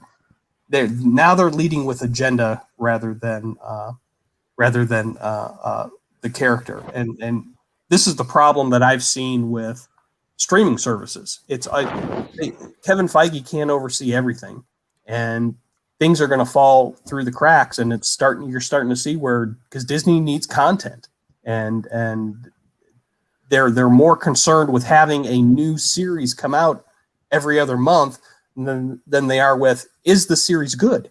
Is this a good representation of Wanda and Vision? Is this a good representation of Falcon and Winter Soldier? And that We is got- secondary to I got to have something that I can get in the media and say this is premiering on Disney Plus, so I can get another subscriber. We got the Loki series coming out too, right? Yes. Yeah, that's Have y'all around heard the the summertime. plot about that? What? Do you know what the plot about that show is? He meets Loki. Owen Wilson. Loki I've has to heard go it's- through various multi-universes to capture other Lokis who are doing naughty things. Oh, so I'm kind of like, this is interesting, but it sounds kind of, I don't know. It sounds kind of like we have no idea what to do at this point, so we're just going to toss them around till something sticks. Oh, sure. Well, so it they're was, becoming like DC. I'm sorry. Yes, yes, well, that's what look. it's Tom Hiddleston is just a popular guy, a popular character, and they're like, well, we got to get Tom Hiddleston to do a series. What's it going to be? Then why'd about? you kill him? Then why'd Yeah. you kill him in Endgame? Yeah. Or Infinity War, whichever one it was. Why'd you kill him? Well, that's Kevin Feige doing the right thing in Endgame and killing him off, and then it's Disney saying Tom Hiddleston brings in the teenage girls, and we need eyeballs on Disney Plus, and so we're gonna bring them back. That's what that was. Yeah, that's exactly it. I also want to say, I agree with you, Cobra, that yes, we can't have Chris Evans forever in the role, but I feel that you don't kill off the actor can move on, but you don't kill off the character. It's like 007. Once an actor's contract is up, that actor moves on, and you get a new actor to come and play 007. So it would have been great to have a new actor come in and be a new Steve Rogers.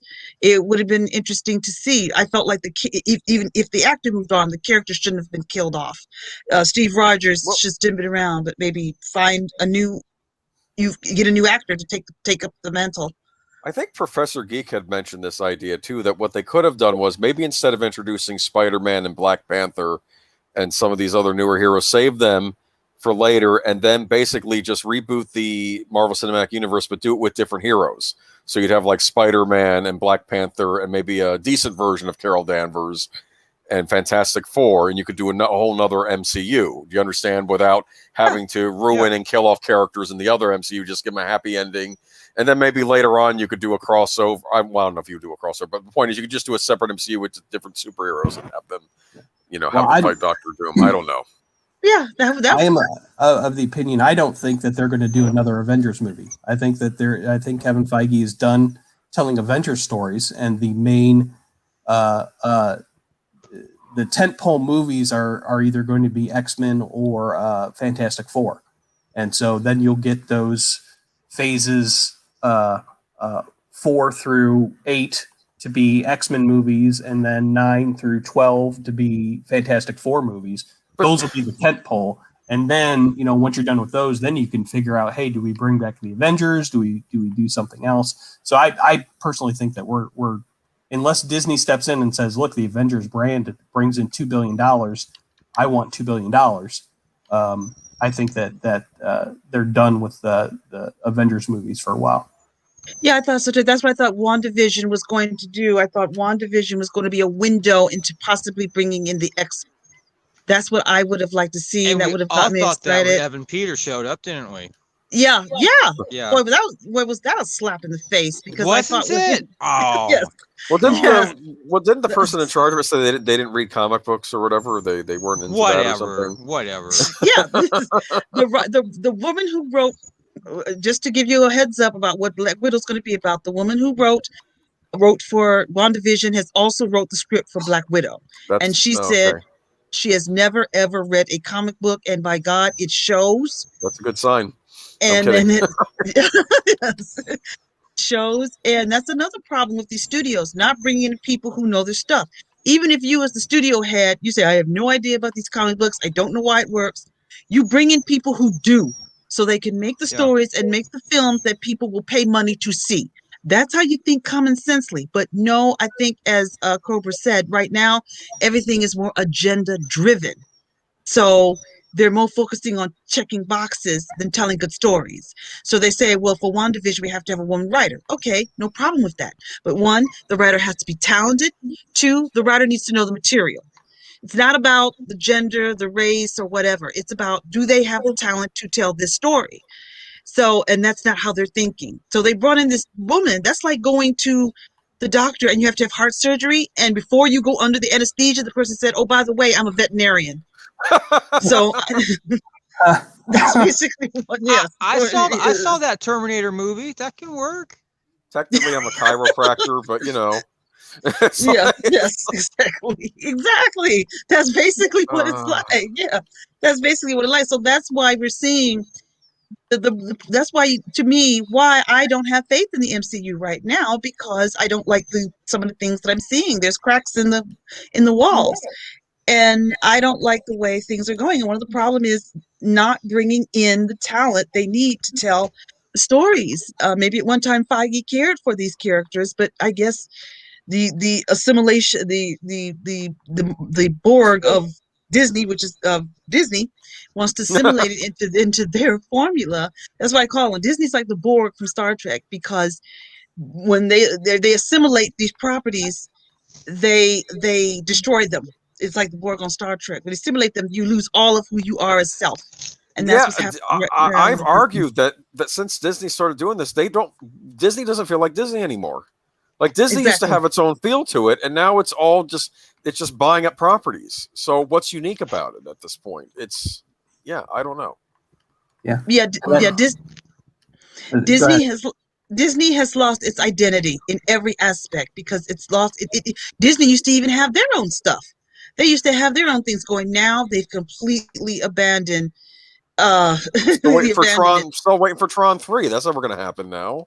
It's it's not. Yep, they abandoned it because they was going to, but they bought up Star Wars. They put all their money into Star Wars, and they were going to continue with Tron. We're going to make a Star Wars movie every year. They probably should have made the last one better. Is what they should have done. That was the plan, and now they're doing series, and then they lost all the goodwill they had over Mandalorian, because I guess that was bringing people back, and now now that's gone, and I don't know anymore. Mm-hmm. That's just starting to sound like geeky geezers now, though. So going forward, Disney, WB with their HBO Max and Netflix and everything. Netflix wants to make a major movie and put it out every week. It's 52 movies a year. That is not about quality. It's all about content to get somebody to subscribe to their service. And so for the next 5 to 10 years, I would say don't look for a lot of quality to come out of these streaming services. They may hit upon something like a Cobra Kai every once in a while, but for the most part, it's not going to be about quality. It's just, I got to get something out that I can put it in the newspaper and say, subscribe because I have this, because the next Adam Sandler movie is coming out. I have high hopes for that Foundation series showing up on Apple TV Plus. I know they will honor Asimov's vision. I'm kidding, of course. I don't know. Maybe they'll surprise me, but no. I mean, I'm watching. I got to tell you, someone in a family relation wanted me to watch this with them, so I'm watching the redo of The Stand on Paramount Plus. Oh, I heard that was terrible. It's not as good as the first one, and I had issues with the first one, but it makes the first one feels like it had more heart than this one, and that's saying no. But I'm almost done with it at this point. It gives me a hollow feeling watching it. That's what I've noticed. Okay, that's too bad. I mean, that was one of the first books of Stephen King I read was The Stand, and it turned me on to his. I look back now and I see kind of the repetitiveness of Stephen King and his stories and everything. But back then when I was 14, reading it and reading The Stand. Yeah, well, I was really into them. Yeah, they're just not the TV shows are just not good. Yeah, I agree. The streaming shows are. I think it's more about content than quality. And I've seen a lot of, I think somebody asked me a question, what have you enjoyed so far in 2021? And I said, nothing. Everything that's been streamed that's new, I have not enjoyed at all. I love that I can look back at classic stuff, but nothing new so far. So I do agree with you that we're going to see a lot of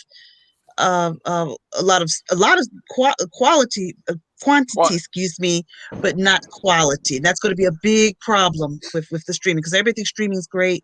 Streaming is yet to prove to me it's great, because I haven't seen anything yet that is quality. They've abandoned that. Oh, yes, I agree. And I think also it's because we're in the middle of a war and everybody has to get content out. So they're just throwing everything because there can only be so many winners. Sound Engraver has a thing for you, Birdman? I think she's making fun of me, but she does bring up a good point. Okay. I have to get up early too, but this was fun. We should do this again sometime. Yeah. Yeah, I had a great time. Thank you so much for inviting me in. Thank you for jumping on. I've been meaning to talk to you about doing a show at some point. Well, I can talk about Marvel and comic books and these movies to death. So you'll be on for the Howard the Duck. You'll be on for the Howard the Duck stream, right? I could talk about Howard the Duck. You know what? We probably could. John Barry did Howard the Duck, and it's a pretty strong film We probably could do a rewatch of it because it's about good scores, not necessarily. Yeah. I argue with Howard the Duck. There's half a good movie there, but anyway, okay. Well, guys, I want to thank you. Once again, I apologize for being late. I really apologize for that, but I want to thank you for letting me. Thank you for coming so much. Anyways, it was nice to have both of y'all tonight. Thank you so much. I had a blast, and if you ever do a rewatch of Winter Soldier, I thought we already agreed that we were going to do that. Are we still good for that?